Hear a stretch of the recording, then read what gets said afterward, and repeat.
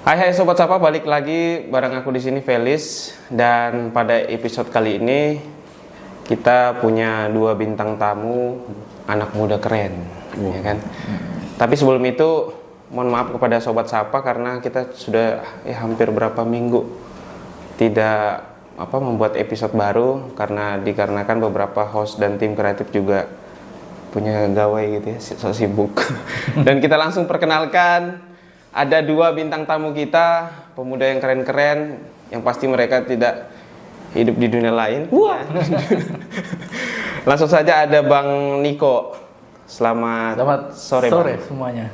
Bang, apa kabar Bang? Sehat, alhamdulillah. Ya, beliau ini kita undang jauh-jauh dari Tanjung Selor, meskipun padat. Harusnya rapat paripurna Bang ya? Wah, enggak. Ya, beliau lahir di Nunukan. Dan hari ini kesibukannya apa Bang? Di Komisi Informasi Provinsi Kalimantan Utara. Komisi Informasi Provinsi Kalimantan Utara. Dan juga cari tahu punya tahu, ternyata beliau juga seorang apa? Seorang bergelut di ataupun KNPI di KNPI Kaltara. Jabatannya Bang? Ketua KNPI. Oh, Ketua KNPI Kaltara. Kemudian berikutnya ada sebelum ke sana Sobat Sapa perlu tahu kalau Bang Niko ternyata salah satu mahasiswa yang ikut dalam mendorong lahirnya atau terbentuknya Kalimantan Utara. Hebat Bang, tepuk tangan dulu. Nah, berikutnya bintang tamu mungkin tidak asing bagi anak-anak muda yang walaupun tua tapi merasa memiliki jiwa muda, pasti tidak asing lagi dengan lansia berjiwa muda. Dengan abang yang satu ini, Bang Hendy. Yes, what's up please? Apa aku jawabnya? Bang, tapi emang namanya Hendy aja? Panjang sebenarnya. Cuman kalau gitu ya. Y-nya 6. 6 ya. Jadi enggak boleh dikasih tahu yang lain ya? Enggak Hendy boleh, aja. cukup itu aja. Tapi nama asli kan itu? Asli. Oke. Menurutmu nama ke-6? Ya, siapa tahu kan? Oh iya, oke. Jadi Bang Hendy ini berlatar belakang seorang TNI. Waduh. Bang, saya kasih dia pembohong. Tapi masa Nunukan nggak kenal kan? Ya, karena beliau ini banyak menghabiskan waktu di di kegiatan-kegiatan anak muda. Beliau di TNI Tentara Nasional Indonesia. Angkatan Darat. Perjelas ada. Perjelas dong, Angkatan Darat. Siap. Selain itu kesibukannya ngapain Bang? Masak? Mandi? Kesibukannya sekarang lagi mencari-cari ide, ngumpulin ide aja lah, please. Ide apa itu? Ide kreatif untuk ini teman-teman pemuda lah. Apa? Spill Bang, spill. Masa di spill? Pantengin aja Instagramnya nanti The Bayan North Awakening. Langsung promosi. Promosi. Di menit berapa coba aku promosi ya? Dari tahun berapa Bang mulai aktivitas? Kan itu kan emang di dinas Abang nggak sibuk apa? Wah. Banyak Wah. Pertanyaan. Nganggur Bang. Aslinya sibuk banget. Please. Sibuk aslinya. Tapi bohongnya apa? Cuman karena pandai mengatur waktu. Wah, manajemen waktu. Keren. Jadi aku rasa harus seimbang lah. Latar belakangnya sederhana kalau secara personalis. Ya. Jadi dulu aku masuk di salah satu di TNI itu di umur 18 tuh. Jadi masa mudaku hilang. 18 sudah masuk TNI? Sudah. Oke. Jadi otomatis eksplorasi atau gerak-gerik pemudanya hilang. Oke. Harus nakalnya lambat ya? Iya, jadi ditekan dulu tuh Bang. Ditekan dulu, sabar dulu. Pas dapat tempat yang tepat dan waktu yang tepat, right time, right place, jadilah kita mulai itu. Makanya aku eksplorasi. Itu di mana Nunukan? Di Nunukan. Sebenarnya udah berjalan juga tuh di Banjarmasin, di Balikpapan, kemudian di Nunukan gitu. Oh, jadi makanya aktivitas anak mudanya lebih banyak di saat sekarang. Yep. Bukan kemarin ya, karena 18 sudah masuk TNI kan? Iya, itu salah satu yang harus dikalahkan dulu. Ngalah. Disupport juga dari dinas. Disupport. Jadi latar belakang selanjutnya lagi itu yang nomor 2 waktu tahun 2017 waktu itu Pak Valian bilang, rangkul anak muda Nunukan, berteman, bikin kegiatan yang positif. Dah, kayak gitu aja pesannya tuh. Positif ya. Nyampe sekarang. Bang Niko lulusan? Lulusan perguruan tingginya? Iya, perguruan tinggi. Universitas Mula Warman. Saya ini orang pertanian. Oh, pertanian. Ilmu tanah. Oke. Tapi selesai kuliah langsung jadi jurnalis. Oke, senior saya ternyata. Senior. Masuk di jurnalis tahun berapa tuh Bang? Dari 2005 sampai 2023 berapa tahun tuh ya? Itulah Hitung Tapi sendiri. kenapa bisa keluar bang? Kita waktu di mahasiswa kan aktif di UKM, salah satunya ikut teman-teman di UKM Pers. Oke. Jadi sudah biasa. Kita juga biasa ikut dengan teman-teman di gerakan mahasiswa. Gerakan ini kan sangat dekat dengan teman-teman pers. Kan? Oke. Terus kenapa keluar maksud saya? Apakah karena gaji wartawan tidak mapan? Kurang Oh mapan keluar jadi wartawan. Waktu itu lagi konsen di ini di LSM lingkungan hidup. Oke, LSM lingkungan hidup. Setelah keluar dari kebetulan wartawan. kita donornya besar ya. Jadi apa? kita fokus di situ. Apanya besar bang? Donor dananya besar. donor Dari dana. luar negeri waktu itu ya sudah kita fokus di situ aja. Realistis dong ya kan Bang? Setidaknya tidak makan gaji dari pajak rakyat ya. Aduh, Tidak salah dong, sebut. tidak dong. Oke, langsung saja. Langsung to the point. Langsung to the point. Ya, mungkin kali ini Sobat Sapa kita agak sedikit berbeda dari episode sebelumnya. Ini namanya trouble card. Asik. Trouble artinya masalah. Tapi tadi ini kayaknya tiba-tiba bang ya. Ini berkat dari minum kopi di suatu tempat. Nanti endorse jadi. Iya, di satu Oke. tempat. Jadi saya akan kocok ini kartu. Wah, ini. Santai, Santai. Kok jadi aneh dulu? Oke, saya akan kocok ini kartu. Nanti saya akan berikan kepada narasumber. Wah. Semoga Bang Niko tidak Ini dapat. kalau nggak bisa jawab nilainya 0 ya. Kayak cerdas cermat kita di sini. Langsung diasingkan bang. Dari peradaban bangsa. Wow. Ini ke mana dulu nih? Dari senior. Senior dulu dong. Senior dulu. Bang baca dulu bang, jangan sampai kesehatan mental dapatnya nih. Terserah bebas mau pilih di atas atau bawah, terserah. Yang penting salah satu. Satu ya. Ya, saya baca. Wih. Oh, Wow. aman bang, aman. Wah, aku jadi gugup. Ini soal rumah tangga. Enggak. Jadi hari ini kita bahas soal pemuda bicara, isu sosial dan harapan pemuda di Kalimantan Utara. Ini pertanyaannya soal pengangguran dan ketidakpastian. Nah, kalau kita melihat, Bang Niko, kalau kita melihat rilis BPS di tahun ini, angka pengangguran di 2024 itu meningkat, Bang. Berdasarkan rilis BPS itu angka pengangguran mencapai 3.000 lebih, pastinya 3.283 orang. Ya, itu di kabupaten, Bang, ya. di Kabupaten Nunukan. Tapi nggak apa-apa nanti kalau Abang mau bicara dalam arti luas, karena Abang kan mewakili pemuda Kaltara ya. Angka pengangguran di Kabupaten Nunukan naik menjadi 3.283 orang. Survei angka kerja rasional pada Agustus 2024 jumlah angkatan kerja 121.199 jiwa. Tingkat pengangguran terbuka juga mencapai 2,71%. Nah, kalau Abang melihat pengangguran ini kan menurut rilis BPS tadi meningkat.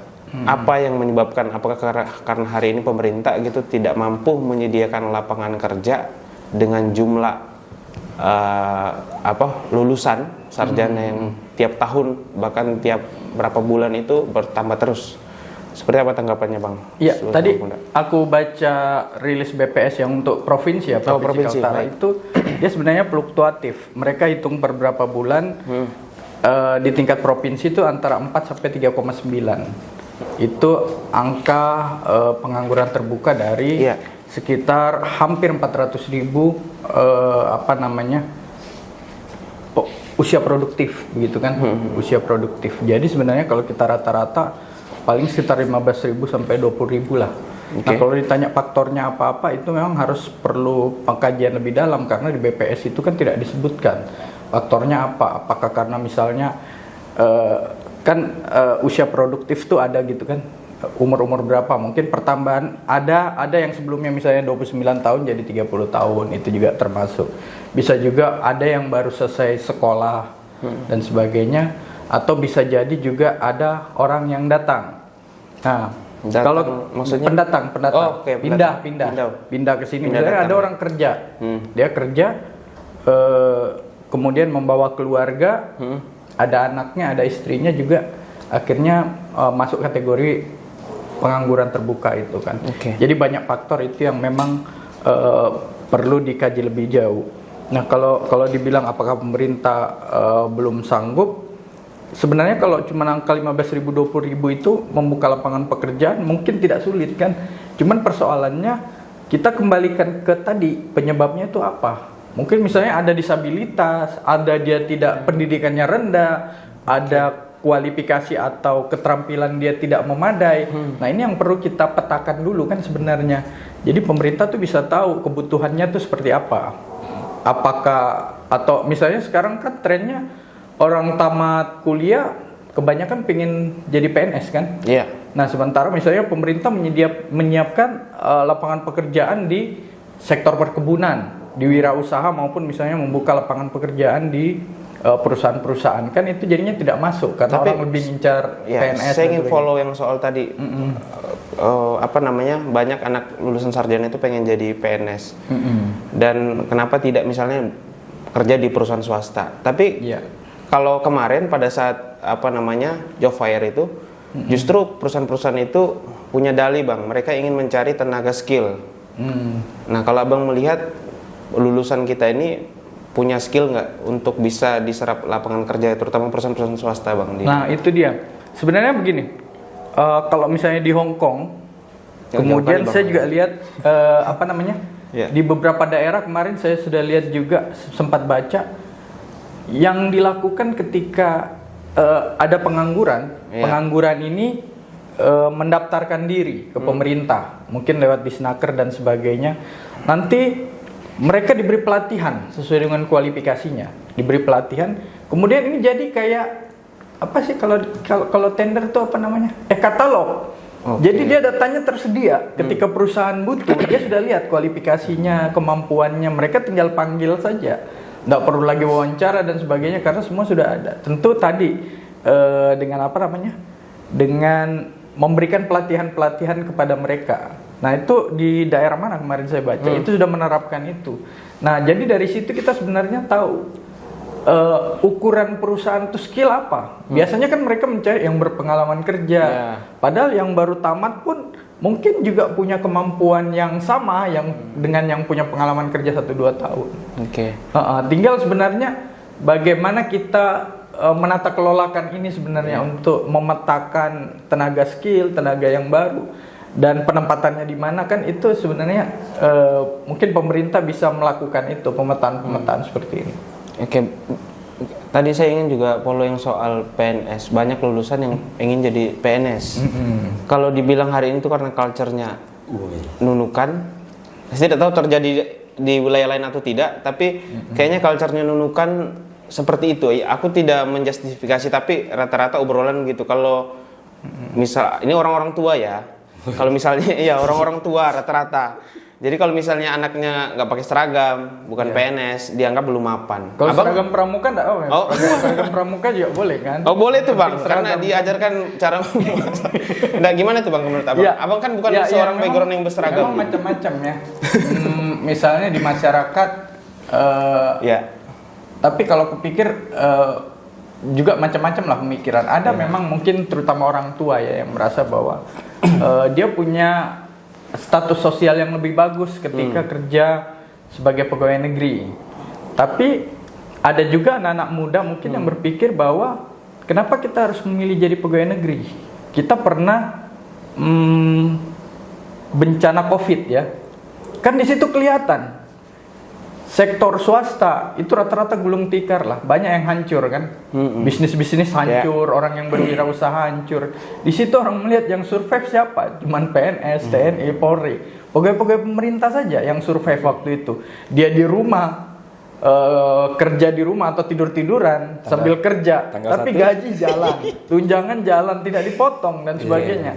Ada pemikiran bahwa ketika kita menjadi pegawai negeri itu prospeknya jelas. Saya pernah di swasta misalnya di pers, itu kan tidak ada jaminan bahwa kita nanti sampai umur 50 tahun pensiun. Misalnya saya punya keluarga di Nunukan, kerja di Nunukan.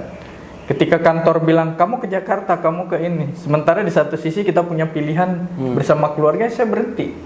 Dan ketika kita berhenti, tidak ada jaminan keuangan, jaminan ekonomi yang bagus. Misalnya ketika orang pensiun pegawai negeri kan, yang lebih prospeknya bagus lah. Berarti yang ada dana pensiun hari dan sebagainya. Ya, jadi persoalannya bukan hanya di status sosial, tapi lebih lebih jaminan hidup tuh orang bilang kalau sudah jadi PNS Bisa jaminan ganti hidup SK. dari tua ya sudah bagus lah kayak gitu kan. Mungkin seperti itu. Oke, saya mau balik ke Bang Hen. Kalau ada statement seperti ini, apa gunanya gelar kalau tidak menjamin masa depan? Gila. Oke, kalau menurut Abang gimana dengan pernyataan itu? Sebagai orang berseragam ya. Waduh. Berseragam beli. Iya, dia Oh, kita seragam pramuka. Waduh. Jadi kalau statementnya apa tadi, Lis? Aku harus lebih. Apa gunanya gelar jika Oke. tidak bisa menjamin masa depan gitu? Wow, itu sebenarnya cukup sensitif sebenarnya. Oh, Jadi lebih kepada kalaupun statement itu kutanggapi dari segi skena anak muda nih ya sebenarnya. Gelar itu hanya gengsi kalau menurutku. Gengsi ya. Karena orang bekerja ini cuma ada dua, mau dan mampu. Mampu apa dulu? Dia mampu untuk melakukan pekerjaannya. Oke. Dan dia mau untuk melakukan itu gitu. Sebenarnya 2M itu aja. Oke, Mampu dan mau. memang sering dari realita dalam kehidupan juga sering lah kita dapatin kan. Kemarin waktu main ke Kota Tarakan juga yang jaga parkir S1 kuliahnya di Jawa Timur, kang parkir, realistis aja nih. Dia mungkin mampu melaksanakan bekerja sesuai bidangnya, tapi kehendaknya beda nih. Mungkin karena ada lapangan pekerjaan tadi dia kurang jeli kah, kurang waktu yang tidak tepat kah. Tapi berhubung dia legowo, dia mau bekerja sebagai apapun, gitu loh. Jadi kalau dibilang title memegang kendali atas ini sih enggak, sebenarnya lebih kepada gengsi aja. Gengsi ya. Gengsi ditarakan sama nunukan jauh banget bedanya tuh. Ada yang pengen kuliah karena memang ya bingung mau ngapain setelah SMA tuh ngapain Bingung. sih? Oh berarti kuliah hanya pelarian alasan doang nih. Betul. Untuk memperpanjang masa main-main gitu. Bisa jadi gabung aja di Tamyong. Jadi gitu sih. Jadi Iya. nggak menjamin title ya. Oke. Nggak menjamin. Nah, tapi kalau melihat Abang dari sisi anak muda melihat pengangguran hari ini bahaya nggak sih menurut dari sisi pemuda? Bahayanya, dampak negatifnya gitu yang Abang rasakan. Kalau dibilang bahaya sih bahaya. Dia bingung tiap hari bangun tidur dia ngapain ya kan. Mak di rumah jadi beban orang tua, keluar jadi beban masyarakat. Kan bisa aja kan. Jadi beban negara gitu. Jadi dia harusnya dia mungkin punya dapat pantik apa sih namanya tuh, percikan-percikan untuk gairah dia harus melakukan apa gitu loh harusnya tuh. Tapi kan Abang salah satu pemuda yang aktif berkegiatan. Rata-rata yang ikut join di kegiatan Abang itu Pengangguran semua. berarti Abang komunitas menampung pengangguran. Iya. Jadi kalaupun ada bekerja 2% lah. Iya. Selebihnya itu pengangguran. Kenapa aku bilang begitu? Dan aku memang mau itu. Untuk menciptakan Harkam Tipmas, ya aku Langsung ke sono ya. Langsung ke sono. Jadi lebih kepada sebenarnya aku nggak minta waktu itu, cuma karena circleku ini kebanyakan kuliah nggak selesai, ada yang nggak kuliah juga, terus dia tiap hari bingung ngapain, kok ajak dia tuh bikin kegiatan. Ya disitulah. Makanya aku bilang kayaknya banyak dapat yang pengangguran. Tapi hikmahnya itu Bang, karena banyak kasus-kasus yang dialami anak muda, misalnya pelecehan, kemudian narkoba segala macam, itu kan rata-rata pengangguran. Dengan adanya wadah ini, setidaknya mereka juga tidak melakukan pelarian ke arah-arah negatif. Tapi kalau di aktivitas di tempat Abang, ada nggak dikasih semacam wejangan-wejangan kepada anak-anak muda gitu? Misalnya apakah mereka tetap bertahan di aktivitas-aktivitas yang menurut hanya minat dan bakat, tidak mencari pekerjaan gitu?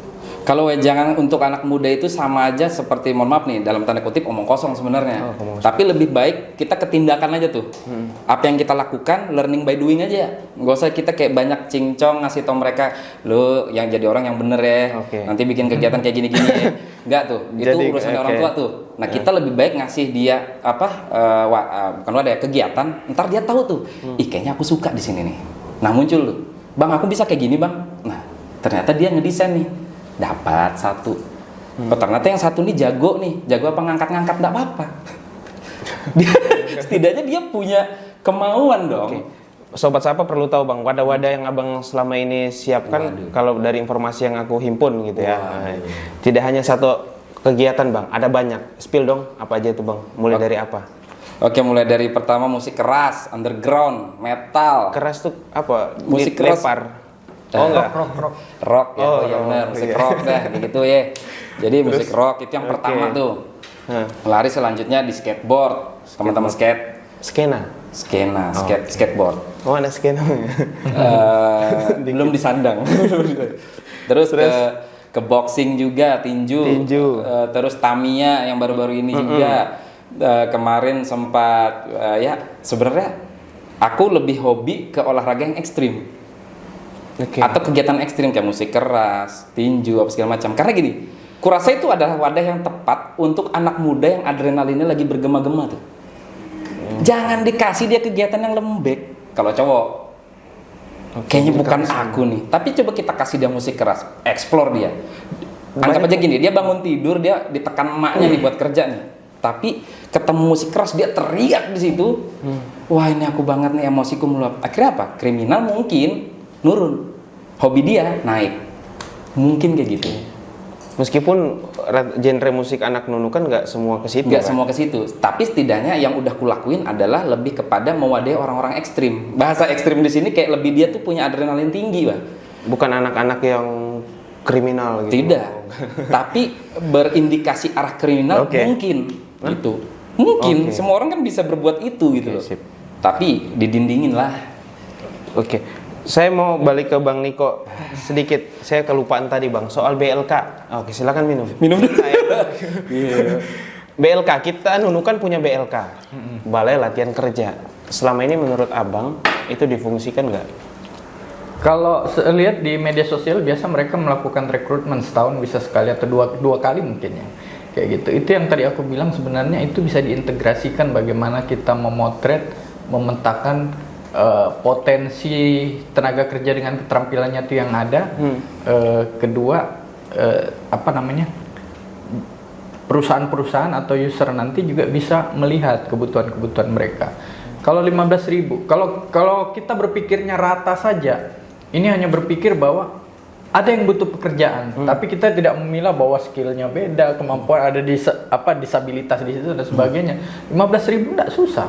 Kita punya lahan perkebunan itu hampir bukan hampir setengah juta hektar lebih.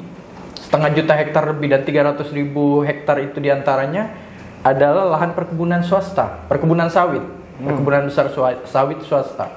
Sekitar 300.000. Hitunglah ada 40 sampai 50 perusahaan perkebunan kelapa sawit. Dia cuma rekrut 500 300 kan selesai masalahnya. Cuman itu tadi kembali, tidak semua orang punya skill kemampuan bekerja di perkebunan kelapa sawit. Kita juga punya tambang batu bara banyak. Ada berapa perusahaan yang beroperasi di Kalimantan Utara di sektor perikanan. Paling gampang sebenarnya rumput laut. Dia datang aja betang sehari bisa 100.000. Cuma persoalannya dia punya kemampuan enggak?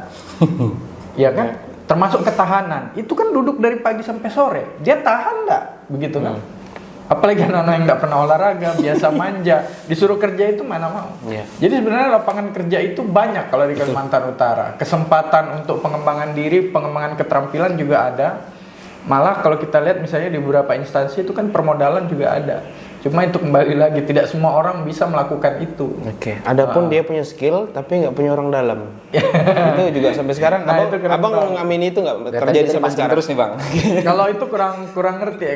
Kalau ini kita bicaranya di swasta, itu biasa kalau mau jadi tenaga honor, ya kan? Oke. Kalau mau jadi anak honor memang Tapi- mungkin butuh orang dalam. Tapi ya. ketika dia Tapi kalau job di fair, swasta, kalau job fair kan ya, job fair swasta, biasanya iya. nggak ada cawe-cawe orang dalam dari pemerintah. Biasanya sih nggak biasa. ada. Nggak ada. Nggak tahu kalau ada. Tapi saya lihat biasanya kalau swasta tuh dia lebih kan swasta nih berpikir profit. Oke. Ketika berpikir profit mungkin kalau BUMN iya atau BUM daerah BUMD mungkin. BUMN. Tapi kalau swasta dia hanya melihat bagaimana perusahaanku produktif bisa mendapatkan keuntungan yang sebesar-besarnya seperti itu. Mungkin kalau Pelis mau jadi karyawan PDAM atau Perusda ya butuh orang dalam mungkin ya. Ini maksudnya apa? Cuman kalau bicara gitu? di perkebunan kelapa sawit apa yang swasta mungkin tidak terlalu ini. Tinggal itu tadi bagaimana kita mensinkronisasikan memberdaya mengintegrasikan BLK dengan kebutuhan di swasta. Jadi kita tahu siapa sih dari misalnya sekitar 4% pengangguran terbuka ini, mereka nih maunya kemana? Gitu kan harusnya dipetakan.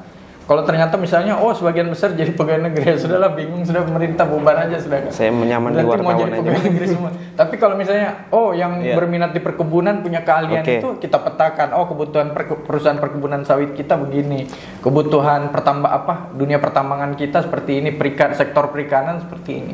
Harusnya itu sudah terpetakan ketika BLK sudah terintegrasi dengan misalnya swasta begitu kan, pihak swasta. Jadi swasta butuh apa kebutuhannya, terus tenaga kerja kita apa kemampuanmu. Nah, dipertemukanlah nih nanti BLK yang saring lewat pelatihan-pelatihan keterampilan itu. Tapi kalau sejauh ini yang saya lihat BLK sudah berjalan karena setiap tahun ada rekrutmen kayak kadang saya mau mendaftar juga tapi sudah tua sudah jadi. Oh, bukan anak muda masih Bang. Karena dia memberi pelatihan tuh sudah kita lihat kayak kebutuhan modern kan, desain grafis, terus apa tuh macam-macam saya lihat. Oh, lebih kepada pekerjaan yang lebih modern. Oke. Kita punya masih banyak kartu Bang. Wah, tidak dicabut. Tapi tunggu, sebelum kita pindah sedikit lagi Bang. Satu untuk Bang Hendy. Tadi Abang ngomong banyak hobi anak muda. Disupport nggak sama pemerintah daerah hari ini? Sampai hari ini gitu. Ada Korni kan disupport berarti. Iya, begitulah Bang. Tapi Bener nggak, Bang Hendy? Kenapa minum kopi? Ngopi dulu Bang. Ya, baru dijawab. Aku minum dulu ya. Getar deh. Gak apa kalau skip aja. Tapi kayaknya penting Bang. Ya. Support nggak pemerintah terhadap hobi anak muda di Nunukan selama ini? Oke, sangat support jika sesuai dengan apa yang sudah dianggarkan. Ya dong, karena juga pemerintah tidak mungkin dong kayak terlalu eksplosif terhadap anggarannya, nanti kan pertanggungjawabannya susah. Bener dong? Iya betul. Nah, jadi support yang dari pemerintah terhadap kami khususnya di komunitas-komunitas pemuda itu ada, dan mereka selalu ada sebenarnya. Dalam bentuk Support banyak, dari dalam bentuk material, dalam bentuk moral, dalam bentuk apa yang kita butuhkan diadain kayak gitu. Fasilitas? Iya, bener. Contoh GOR. Iya, GOR. GOR Sungai 9 itu. Iya nggak sih? Oh iya benar, GOR Dwi Kora. Oh, betul, ya. Jadi kita disupport tempat aja itu udah luar biasa, Lis. Coba deh kalau bahasanya kalau kita mungkin kalau kita pakai di tempat lain yang mesti harus berbayar dan tapi GOR nggak bayar. Bayar. Nah, itu dalam bentuk itu, Lis. Jadi kita juga kan mengikuti prosedur yang disediakan. Oh, Bang, Mas nanti bersurat ya. Kita akan bersurat tuh. Peminjaman, kemudian permohonan dukungan, kayak gitu. Karena menurut kami wajib hukumnya Pemda mensupport kegiatan warganya. Menurut kami nih. Dan kami juga wajib mengikuti prosedur yang dibuat oleh Pemda. Jadi fasilitas anak muda hari ini dari pemerintah daerah tidak gratis, berbayar gitu. Wah, ini makin makin parah ya saya. Dan itu benar, itu wajib. Karena itu kan larinya nanti ke PAD. Setuju nggak sih Bang Niko? Iya dong. Saya butuh statement lain nih Bang. Gini. Kalau pemerintah hari ini menyediakan fasilitas yang berbayar kepada anak muda menyalurkan hobinya. Mungkin itu hanya untuk biaya-biaya pemeliharaan saja karena begitu pemerintah maksudnya. Karena gini, seperti tadi disampaikan Bang Hendy, pemerintah ini kan juga punya mandatori anggaran yang dia wajib, misalnya anggaran pendidikan, kesehatan, kemudian infrastruktur, apalagi macam-macam tuh. Ada yang memang mandatori, sudah persentasenya tuh sudah ditentukan. Betul. Nah, kalau untuk itu saja masih kurang, terus dia juga kita sudah menyediakan di fasilitas, kita juga yang harus merawat, kita juga yang harus segala macam. Kan belum tentu cukup anggaran itu kan, karena lebih banyak hal-hal lain yang juga harus dibiayai. Jadi cocok saja itu sebagai bentuk pertanggungjawaban kita bersama untuk menjaga aset pemerintah ini, sepanjang wajar lah harganya kan. Jangan juga disamakan misalnya dengan swasta, fasilitas yang ada di swasta. Ada tambahan Bang Hen? Saya nggak polos soal itu lagi. Tapi tambahannya ke depan ya mudah-mudahan seperti itu terus gitu loh. Dari pemerintah daerah. Toh selama kegiatannya positif, kenapa tidak kayak gitu loh. Yang kemarin miris banget tuh, Lis, bikin acara tinju. Iya, kenapa itu? Kan Nunukan belum punya ring tinju. Terus pakai tali rapia? Atau kemana aku? Ke tempat Haji Akas nih, buat yang tahu. Terima kasih Haji Akas. Haji Akas mensupport panggung nikahan untuk dipakai bertinju. Itu di mana sih? Dalam GOR. Dalam GOR, iya. Kita ngelas jam 2 pagi sampai jam 4. Se-effort itu dong. Se-effort itu demi apa? Demi bonyok eksplorasi. Yang bonyok pasti sebenarnya. Itu Haji Akas tuh. Jadi kita pakai panggung nikahan, talinya juga tali tambang yang kita balut pakai kain, jadi sudah seadanya lah. Tapi ada kabar baik nih. Apa itu? Gitu. Kemarin waktu dipanggil Pak Kadis juga, Pak Kadis Pora ya, Pak Abdul Halid bilang dipanggil untuk bisa pengadaan ring tinju melalui perubahan anggaran. Nah, di situ aku senang banget tuh. Terima kasih Pak Kadis. Tahun ini. Tahun ini. Oke. Itu di Semoga bidang poranya tuh Bang Deden kalau nggak salah tuh, Bang Deden. Itu dijanjikan tahun kapan? Terlepas itu aku nggak bisa jawab. Setidaknya Enggak, mas statement itu muncul di tahun berapa? statement itu muncul 2 minggu yang lalu tuh.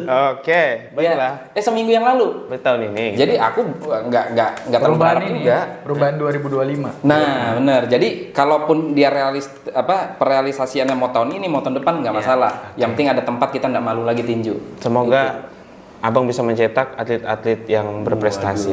Itu doaku bang. Deal. Oke, kita kocok trouble card. Masih banyak isu bang. Minum dulu. Iya, masih banyak isu. Sudah sedikit kopinya. Ngintip ya. Oke. Silakan bang. Mau pilih atas atau bawah terserah. Cangcing, cup, kembang, kuncup. Nah, Woi, apa tuh bang? Permainan. wih, pas Lis. Kurangnya ruang ekspresi dan partisipasi. Wih, memang udah jauh Coba. Lis. Kurangnya betul loh. Oh, pas ya bang ya. Iya, kayaknya aku Ya, udah sudah ditakdirkan dikupas. untuk muncul di sini. Oke, kurangnya ruang ekspresi dan partisipasi. Nah, kalau abang melihat ruang ekspresi anak muda, khususnya nunukan ya, aku nggak bicara lingkup Kaltara, biar aja bang Niko nanti. Kalau abang melihat ruang ekspresi bagi anak muda di nunukan, terlepas dari dia pelajar, dia mahasiswa, itu seperti apa abang melihat? Sudah banyakkah ruang untuk partisipasi dari segala segmen bang? Kalau abang melihat sendiri. Ruang ekspresi ya, Ya. dinunukan. Itu sebenarnya udah banyak. Contoh Banyak, apa? Lis. Contoh Gedung KNPI.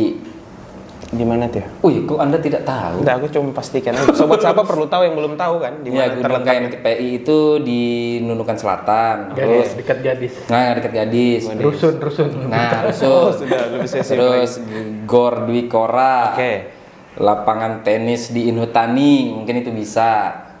Mengekspresikan minat dan bakat mereka. Iya, Oke. karena sebenarnya juga di alun-alun tuh tempat terbaik juga tuh yang di depan Tugu Dwi Kora itu. Oke. Untuk nongkrong. Bukan Oke. dong. Bukan buat menyalurkan ekspresinya kayak gitu. Apa yang bisa disalurkan di situ, Bang? Ekspresi banyak, Chris, kegiatan-kegiatan Espresso. pemuda. Espresso. Banyak yang nyeduh sekarang gitu ya. Jadi Iya. sebenarnya banyak kalau Iya. dibilang kurang itu sebenarnya kurang apa ya? Kurang gairah aja. Oke. Tapi kalau dibilang fasilitasnya ada. Kurangnya gairah kenapa? Karena nggak ada pemantik. Kok bisa? Ya karena mungkin udah lesu aja gitu Lis. Kayak nunukan ini kalau pemudanya itu bisa dibilang FOMO loh, bisa dibilang agak-agak. Tapi nggak apa-apa, aku sah-sah aja dibilang FOMO sih teman-teman pemuda itu. Ngikutin apa yang lagi Wajar. tren sekarang. Yang penting sejauh sepanjang itu masih positif ya. Masih positif, is oke aja lah. Terjawab ya. Ya. Kalau partisipasi, Partisipasi banyak. contoh Partisipasi apa dulu? Sebagai misalnya, peserta oke. atau apa nih? ruang partisipasi seperti misalnya anak muda misalnya dilibatkan dalam forum-forum kebijakan pemerintah daerah misalnya dalam sisi olahraga di Sparpora gitu. Apakah selama ini pemuda dilibatkan misalnya untuk apa sih yang harus digenjot ini di bidang olahraga atau hobi anak muda? Oh, iya. Selama ini dilibat nggak di ruang-ruang seperti itu? Kalau sepengalaman aku dilibatkan seperti kayak pembahasan untuk apa selanjutnya Iya. dan kita berbuat apa setelah itu belum pernah. Dari 2022 sih bergeraknya kan. Oke. Itu belum pernah dilibatkan. Tapi itu terjadi biasanya langsung di lapangan tuh. Ketika kita bikin kegiatan dari pihak Pemda misalnya datang terus ngobrol muncul ide tuh. Nanti dari bahasa itu biasanya dimasukin untuk biasa dilakukan penganggaran atau untuk planning selanjutnya kayak gitu. Itu biasa terjadi kayak gitu. Tapi kalau dilibatkan secara mubes bahasanya ya, musyawarah kayak gitu apa segala macam tuh Rapat. belum pernah terhadap komunitas lepas nih yang kayak kita nih gitu. Kalau mungkin organisasinya pasti sering lah sama KONI, mungkin kan campur-campurnya itu pasti sudah sering. Oke. Saya mau ke Bang Niko. Siap. Kurangnya ruang ekspresi dan partisipasi. Nah, kalau Abang sendiri melihat di ini kan apa sebenarnya yang dibutuhkan misalnya agar pemuda Kaltara tidak hanya bicara di kafe dan medsos, tapi juga bisa didengar di ruang-ruang forum-forum kebijakan pemerintahan. Tadi sebenarnya aku juga sependapat dengan Bang Hendy. Sebenarnya problem kita bukan ruang-ruang ekspresi itu yang kurang. Jadi kita bicara misalnya ekonomi ya, kurang apa Iya. lagi misalnya kafe apa tuh yang dekat bandara? Bin Laden. Wah. Itu kan anak muda semua. Ke alun-alun coba, yang gerobak-gerobak itu kan anak muda. Artinya secara ekonomi mereka diberikan ruang di situ. Ruang politik. Bupati KTT kita masih muda, ya kan? Kemudian lihat anggota-anggota DPR kemarin yang terpilih dari Nunukan masih muda-muda, Ali Akbar, Tamara, terus siapa lagi masih muda-muda. Antok Bolokot itu anak muda semua. Artinya di ruang ekonomi, di ruang politik mereka bebas berekspresi. Kemudian di olahraga, di kepemudaan ada KNPI, ada Pramuka dan sebagainya. Pemerintah menyiapkan anggaran, hampir semua daerah kabupaten kota ada hibah untuk Pramuka, KNPI yang dianggap semi pemerintah lah gitu kan. Membantu tugas-tugas pemerintah. Mereka dapat hibah setiap tahun. Beda dengan yang di luar semi pemerintah ini kan 2 tahun sekali kan. Dia terus bergulir. Kemudian di ruang olahraga, ada KONI, ada KORMI dan sebagainya. Mereka diberikan ruang-ruang partisipasi di situ. Di seni juga mungkin ada sanggar-sanggar yang dibentuk oleh pemerintah, yang dibantu oleh pemerintah. Nah, cuma kalau aku melihat sebenarnya yang jadi persoalan itu apresiasi dan ruang kompetisinya yang kurang. Apresiasi dari mereka latihan tinju tiap hari, tapi tidak ada pertandingannya. Kita mau lawan siapa gitu loh.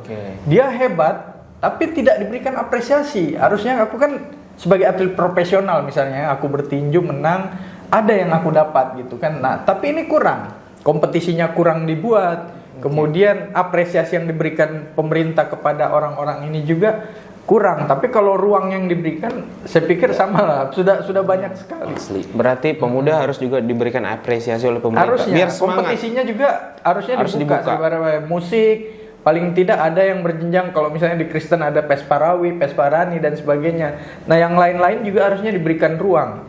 Kalau di RRI itu ada tiap tahun. Nah, mestinya daerah-daerah ada juga berjenjang begitu, sama dengan olahraga. Mestinya ada kompetisi-kompetisi dan sebagainya. Jangan cuma pemilu baru dengar suara anak muda gitu ya. Nah, kalau tadi dibilang apakah mereka apakah mereka terlibat dalam pengambilan kebijakan publik? Kalau aku bicara dalam kapasitas sebagai wakil ketua di Komisi Informasi, seharusnya masyarakat kan punya begitu kan. Nah, pemerintah itu membuka ruang-ruang partisipasi dalam pengambilan kebijakan mulai dari musrenbang desa, kecamatan, kabupaten, sampai kalau untuk tingkat provinsi. Persoalannya apakah anak-anak muda memanfaatkan ruang-ruang itu? Kan ada, tapi paling ya yang organisasi-organisasi saja kan. Misalnya kalau anak-anak muda yang banyak di desa-desa kan banyak juga yang tidak masa bodoh terhadap persoalan itu kan. Nanti ketika jalan rusak baru kemana pemerintah? Padahal kapan kau mengusulkan gitu kan?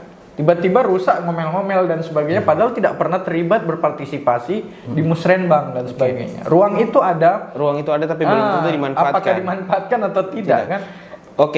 Apakah dimanfaatkan atau tidak? Aku follow lebih lanjut, Bang. KNPI sudah memanfaatkan ruang yang ada belum sejauh ini? Kalau kita, baik di zaman Abang sekarang atau di zaman-zaman sebelum-sebelumnya. Kalau kami kan KNPI baru kan. Memang program utama kami tadi bagaimana kita mensinkronisasikan.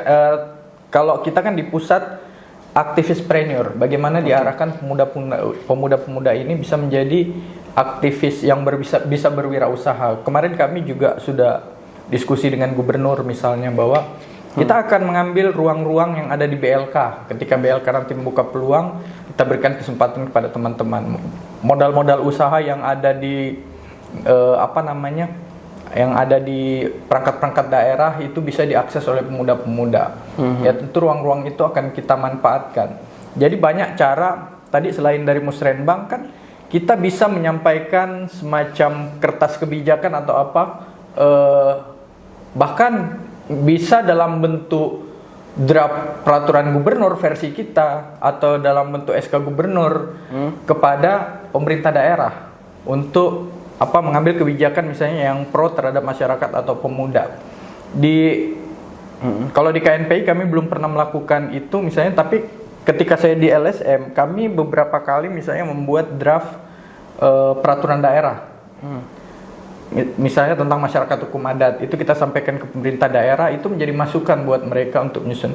Nah, ada juga misalnya peraturan gubernur tentang transfer anggaran ekologi, transfer anggaran provinsi berbasis ekologi. Jadi bantuan keuangan ke daerah itu ada indikator ekologi di dalamnya. Itu kita yang bikin kemarin draft peraturan gubernurnya dan itu disetujui akhirnya menjadi peraturan gubernur. Jadi banyak cara kita anak-anak muda untuk mengintervensi kebijakan pemerintah, tidak hanya bicara opini di media atau tidak hanya demonstrasi, tapi cobalah buat. Kita mau arah pendidikan kita begini, bikinlah draft perda. Kalian diskusi, kita ajukan ke pemerintah daerah, ke DPRD untuk dibahas begitu kan. Nah itu juga bisa, karena kami sudah coba dulu ketika kami di LSM, SK Bupati jadi, yang pengakuan masyarakat hukum adat, kita yang mendrafting. Tapi tidak pernah Bang di rapat-rapat dewan itu pemuda dilibatkan dalam misalnya pengambilan keputusan berbicara soal, bahkan jangankan isu soal anak muda aja itu dianggap seperti tabu Bang. Jadi tidak pernah dibahas anak muda butuh apa segala macam, itu tidak pernah dibahas di ruang-ruang pemerintahan. Padahal kita punya hak untuk terlibat. Jadi kita punya hak itu, kalau kita baca undang-undang keterbukaan informasi publik, masyarakat tuh punya hak untuk tahu kenapa kebijakan ini dibuat, apa dasarnya, naskah akademisnya apa, misalnya itu perda atau dan sebagainya. Sebenarnya kita punya ruang itu, kita lah yang proaktif gitu loh. Kita yang tahu, harusnya kita yang proaktif, jangan menunggu dipanggil. Nah tadi kalau Pelis bilang tidak pernah dilibatkan, ya problemnya karena menunggu diundang. Sekarang persoalannya, Dewan tahu nggak ada yang namanya misalnya LSM ini, ada namanya perkumpulan ini, Dewan pasti nggak tahu. Harusnya tahu dong. Harusnya mereka tahu dong.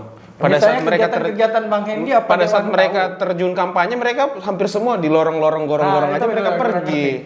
Tapi biasanya kalau macam organisasi-organisasi kan tidak semua mereka tahu kan.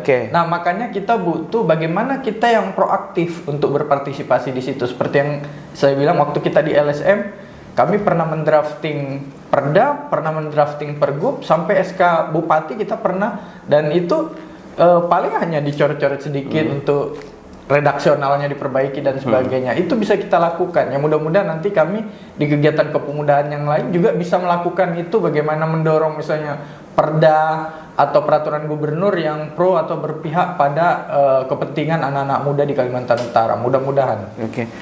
Sedikit lagi Bang. Apa sih yang harus dilakukan organisasi penerima hibah, entah itu KNPI, Karang Taruna dan lainnya? Apa yang harus dilakukan mereka gitu? Ya seperti tadi kan, bagaimana dana bantuan pemerintah daerah itu bisa dimanfaatkan untuk mendukung ruang-ruang partisipasi pemuda ini. Tapi selama ini kalau ada yang bilang kegiatan organisasi penerima hibah hanya sebatas seremonial, pencitraan. Nah itu yang harus kita kritisi bersama kan. Abang mengamini itu nggak? Saya juga belum melakukan penelitian ke sana, pengkajian ke sana, tapi ada beberapa juga. Memang kalau kita bicara organisasi-organisasi pemuda, pramuka, kalau kita mau mengukur apa itu kan susah. Karena dia bukan organisasi prestasi, tapi dia hanya organisasi yang melakukan pembinaan yang seperti tadi kan. Misalnya dia selama ini tidak punya wadah, kerjanya mabuk-mabukan, tapi ketika dia masuk KNPI, masuk pramuka, banyak kegiatan positif yang dia lakukan, dia berkemah dan sebagainya. Tapi kalau ditanya apa hasilnya, kita nggak bisa mengukur, ya kan? Karena dia bukan prestasi yang terukur gitu. Tapi kalau menurut saya Bang, ini sedikit statement Bang. Setidaknya organisasi penerima hibah dari pemerintah daerah, setidaknya dia punya semacam program advokasi. Advokasi apa sih masalah generasi muda, kurangnya fasilitas kah? Kurangnya dukungan pemerintah, harus kan dia advokasi kenapa pengangguran, kurangnya misalnya ternyata dia terlibat dalam tindak pidana karena kurang perhatian dari pihak keluarga. Itu kan harusnya ada program-program advokasi. Iya benar. Jadi sebenarnya begini. Sebenarnya begini, Lis. Penerima hibah itu biasa ada perangkat daerah yang menggantung di situ apa? Misalnya kita KNPI, KNPI ada di Dispora. Dispora ini kan punya Renstra. Itulah yang harusnya kita sinkronkan. Program pemerintah kan, misalnya KONI ada di Dinas Pemuda. Dinas Pemuda punya Renstra. Inilah dia organisasi-organisasi yang menerima hibah ini harusnya bisa mensinkronisasikan programnya dengan program pemerintah, karena dia diberikan hibah kan tujuannya untuk membantu pelaksanaan program pemerintah daerah itu. Bang, saya titip ya program advokasi anak muda ya. Boleh. Biar agak sedikit berbeda. Di mana? Di Pramuka? Kalau Abang tidak lakukan, Abang sama aja dengan pemimpin-pemimpin anak muda sebelum Abang kan. Siap. Ini nanti Dispora Provinsi akhir bulan kan akan buat kegiatan parlemen pemuda atau parlemen remaja gitu. Nah, bagaimana mereka nanti dilatih untuk bisa mengadvokasi kepentingan masyarakat. Oke. Sip, kita kocok kartu berikut, trouble card. Nah, minum dulu Bang Hen. Minum. Boleh. Oke, berkocok. Ini drama aja ya, padahal nggak ada isinya. Habis Bang. Tambah ya, haus saya. Bang, Gugup siapa aku, lagi? Lis. Gugup aku. Oh Bang Niko. Iya. Selalu pilih yang Tekanan mental. Ini bisa dan jawab, kesehatan. Nah, betul. Terjadi, Pasti terjadi di tangan. Oke.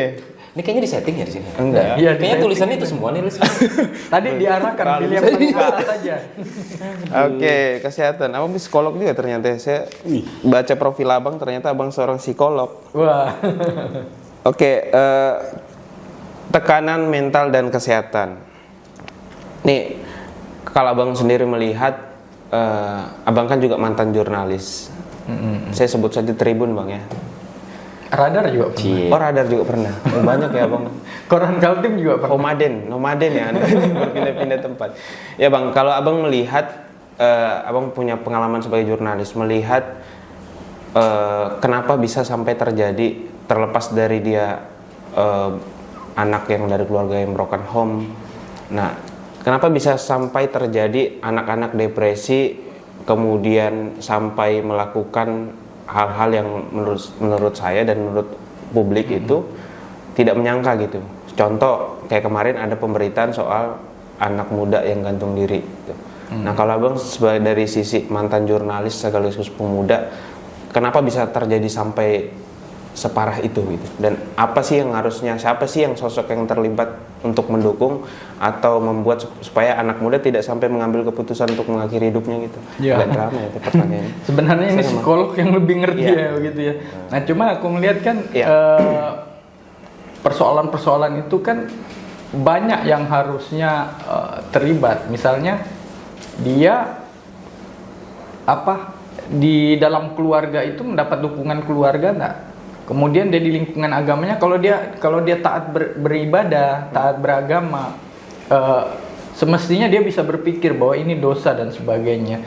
Yang ketiga juga misalnya faktor ekonomi apakah mendukung gitu kan? Kadang orang, apalagi misalnya dia punya pinjol, sudah banyak nih numpuk, Ya. bingung aku bayarnya gimana nih? Daripada aku dikejar-kejar ya sudahlah mati aja lebih bagus, lunas utang kan kayak gitu. Iya. Jadi kalau menurutku yang seperti itu juga banyak faktor kan. Oke. Karena yang terpenting itu kan bagaimana perhatian keluarga, orang-orang terdekatnya lah.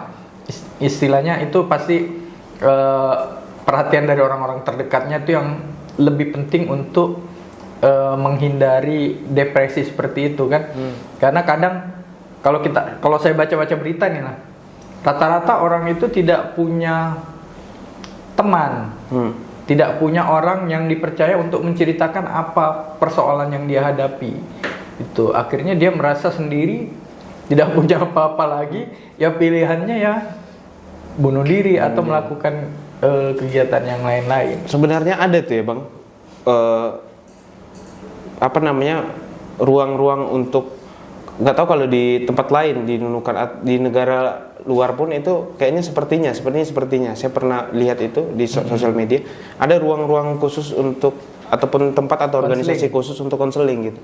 Nah, itu sebenarnya program itu bisa dilakukan oleh organisasi anak muda nggak sih? Malah saya kemarin baca di media sosial itu di Inggris atau di mana tuh yang ada Kementerian Kesepian ya.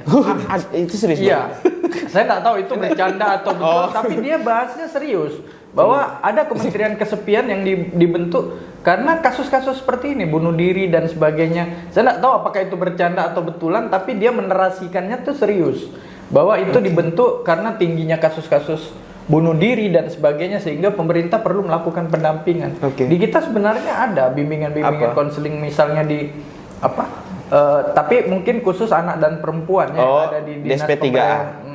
Tapi itu pun kita nggak tahu apakah itu dimaksimalkan atau tidak kan gitu kan. Tapi itulah kalau namanya tekanan hidup, kemudian tidak ada orang yang mendampingi.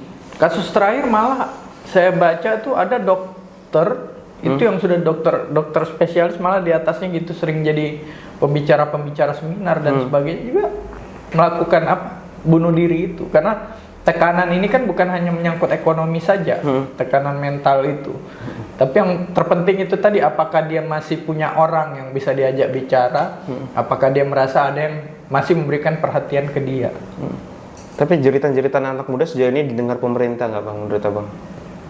Ya, Ini anak muda dari disiapkan. ini bukan dari anak muda, khususnya dari kalangan terpelajar bang ya. Itu didengar nggak sama pemerintah sepanjang abang menjadi seorang pemuda jurnalis? Ya, ada dinas pemberdayaan perempuan dan anak, sebenarnya itu salah satu respon pemerintah terhadap persoalan-persoalan sosial yang ada di masyarakat. Nah, cuman apakah itu dimaksimalkan, ruang itu betul-betul dibuka, itu yang kita tidak tahu. Malah di setiap sekolah kan ada namanya bimbingan konseling kan, kalau untuk di sekolah-sekolah. Nah, itu dimaksimalkan atau tidak, itu kuncinya, poinnya. Nggak perlu buat kepala dinas kesepian bang ya. Tadi kan ada kementerian kesepian.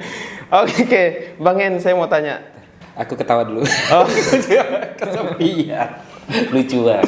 lucu ya. Tapi itu betul bang ya. Nanti aku cari tahu bang. Tapi di zaman sekarang tuh Lis, makin lucu orang makin seneng. Karena gini, kita ke contoh kecil zaman SMA aja lah. Oke. Aku menceritakan masalahku ke guru BK aja tuh malu. Nah kalau kita balut, Kalau sekarang di kontennya, dikontenin. Iya. Harusnya ada tempat yang mungkin lebih kayak tadi abang bilang tuh yang kayak Kementerian Kesepian kayak gitu kan, wih menarik nih. Berawal dari menarik, dia nanti lambat laun akan datang dan dia akan memulai itu. Berarti artinya apa? Kita harus membuat itu lebih di luar formal sebenarnya, tapi dalam balutan yang formal disokong oleh pemerintah, tapi dibalut oleh non formal gitu. Jadi seseorang tuh datang itu santai, chill, dia cerita tuh santai. Kayaknya abang perlu siapkan ruang yang biasa tuh kan ruang eksekusi namanya bang. Waduh, tidak. Ada itu biasa tuh bang ya. Tidak tahu. Melepaskan. Oke, ini Bang Hen, aku mau nanya. Banyak anak muda merasa stres bahkan depresi, tapi isu kesehatan itu masih dianggap tabu. Itu sepakat nggak sih bang? Masih dianggap tabu. Kalau bicaranya psikis mungkin dianggap tabu. Kalau kesehatan lebih kepada fisik yang terlihat itu kan udah tidak dianggap tabu sebenarnya. Tapi kalau psikis kayak mungkin dianggap tabu. Ya itu tadi ku bilang, nggak ada wadah, cerita ke temen juga pasti pilih-pilih dong. Ya, cari temen yang nggak tumpis dong, bahasanya kan. Kalau dapat yang tumpis, circle-nya selesai, aib lu udah kemana-mana gitu. Nah, jadi kayak dibilang tabu, iya. Kalau masalah psikis di Nunukan loh ya, di Pulau Nunukan. Kalau Kabupaten Nunukan sampai Krayan nih. Pulau Nunukan. 90%, 99,9% di Nunukan kan? Iya. Nah, itu abang melihatnya gimana? Kenapa bisa tabu tuh? Ya karena tidak ada balutan yang menarik dari segi wadah gitu. Nah, tempat misalnya kayak ada satu ruko aja. Kita serap tadi tuh ide yang kayak tadi tuh misalnya kayak konteksnya curhat apa kayak gitu kan. Nah, dan dia bisa menjamin privacy kita dan apa segala macam kita dijamin dah tuh. Bakal berkurang tuh tekanan psikis atau mentalnya anak-anak muda yang mungkin kena mental bahasanya kan. Ada wadahnya. Tapi abang selaku ya bisa dibilang ketua ataupun orang yang selalu terlibat di dalam aktivitas anak muda. Ada nggak sampai yang gabung di kegiatan abang tuh curhat masalah dia terlibat dalam aktivitas abang karena mungkin masalah di keluarga atau rumah tangga? Ada curhat dan aku merasa berhasil itu. Aku merasa berhasil kayak membina mereka, teman-teman, dan mereka juga ngebina aku membina mereka gitu loh. Dan aku rasa berhasil ketika dia bercerita, "Bang, aku kayaknya ada masalah, Bang." Nah, aku berhasil tuh. Menurutku, dia udah berani terbuka sama orang yang baru kenal. Di situ titik pencapaian berhasil menurutku gitu. Jadi akhirnya aku kayak merasa ya udah aku kasih solusi yang aku bisa aja. Misalnya dia punya tekanan keluarga, aku kayak mana Bang, aku bagus kerja di mana, aku arahin. Umurnya masih oke, bisa dia daftar di TNI atau Polri. Umurnya udah lewat nih, bisa diikutin sama pekerjaan yang lain. Tentunya yang punya relasi lah. Tapi kalau sampai bercerita dan interaksi sosialku sama mereka, iya, mereka bercerita dan terbuka. Tapi gak cerita kayak, "Bang, saya punya masalah, ada 100 gak pinjam?" gitu. Nah, kalau itu ku balas dengan stiker ya, stiker WA gitu. Oke. Ini kan tadi aku follow soal dianggap tabu. Sebenarnya kalau masalah kesehatan mental ini kan bukan banyak sih, ada beberapa kasus yang kayak sampai kemarin yang dilaporkan di Polsek yang dia nikam payudara pacarnya. Itu termasuk kesehatan mental kan, Bang? Iya, bisa dibilang iya. Nah, maksud saya gini, itu biasanya kan diselesaikan dibawa ke jalur hukum. Tapi si pelaku kan harusnya kan menurut saya harusnya kan diberikan atau dijemput gitu untuk diperbaiki mentalnya. Nah itu abang sebagai anak muda melihat ada nggak peran ya mungkin dinas terkait ataupun peran pemerintah menyediakan ruang untuk mengobati atau merehab anak-anak yang punya gangguan mental itu? Berarti sifatnya preventif dong ya? Iya. Karena ketika udah terjadi itu namanya kriminal. Tapi sebelum terjadi bagaimana caranya kita mendeteksi? Nah ini agak sulit Lis sebenarnya Lis. Kenapa dibilang tabu? Karena kalau tebu itu manis. Santai Lis, aku minum dulu. Saya terlalu serius dengarnya. Jadi Lis, itu memang susah Lis. Bener, aku realistis aja cerita untuk mencari tahu dia untuk tidak melakukan hal yang aneh gitu. Payudara ditikam pakai gunting lagi. Iya, gunting ya. Tidak ada korelasinya sebenarnya, tapi kok dia bisa melakukan itu gitu loh. Kenapa pakai gunting gitu dari semua benda yang ada? Ya nggak harusnya dibahas juga sih itu, tapi ya Jangan kalau dipelajari. sifatnya udah terjadi ya kriminal lah maksudnya. Tapi kalau yang sebelum, nah ini yang susah Lis. Oke. Apakah orangnya memang karena suka main emosional tuh naik turun Lis ketika main judi online Lis. Kenapa jadi judul bang? Pernah pengalaman main judul? Teman. Wah, aku diambil duit. Jadi katanya kayak gitu. Apa? Mungkin pengaruh itulah Lis. Judul. Karena teman-teman kayak gitu yang secara langsung dia cerita ataupun tidak, mereka berubah banget, secara emosionalnya berubah banget ketika dia udah terjerat atau terjerumus di judi online. Itu parah Berubah. bang ya? Parah bener.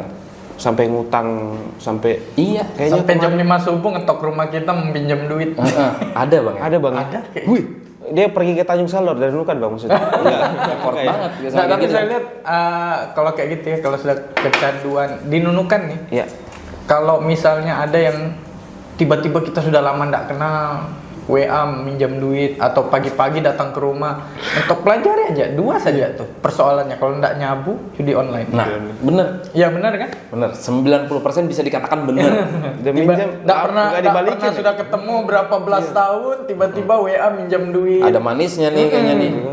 Kalau dia bilang, Pelajari aja latar belakangnya antara 2 itu aja. tapi kalau dia minjam uang untuk umrohin orang tua, enggak apa-apa bang ya?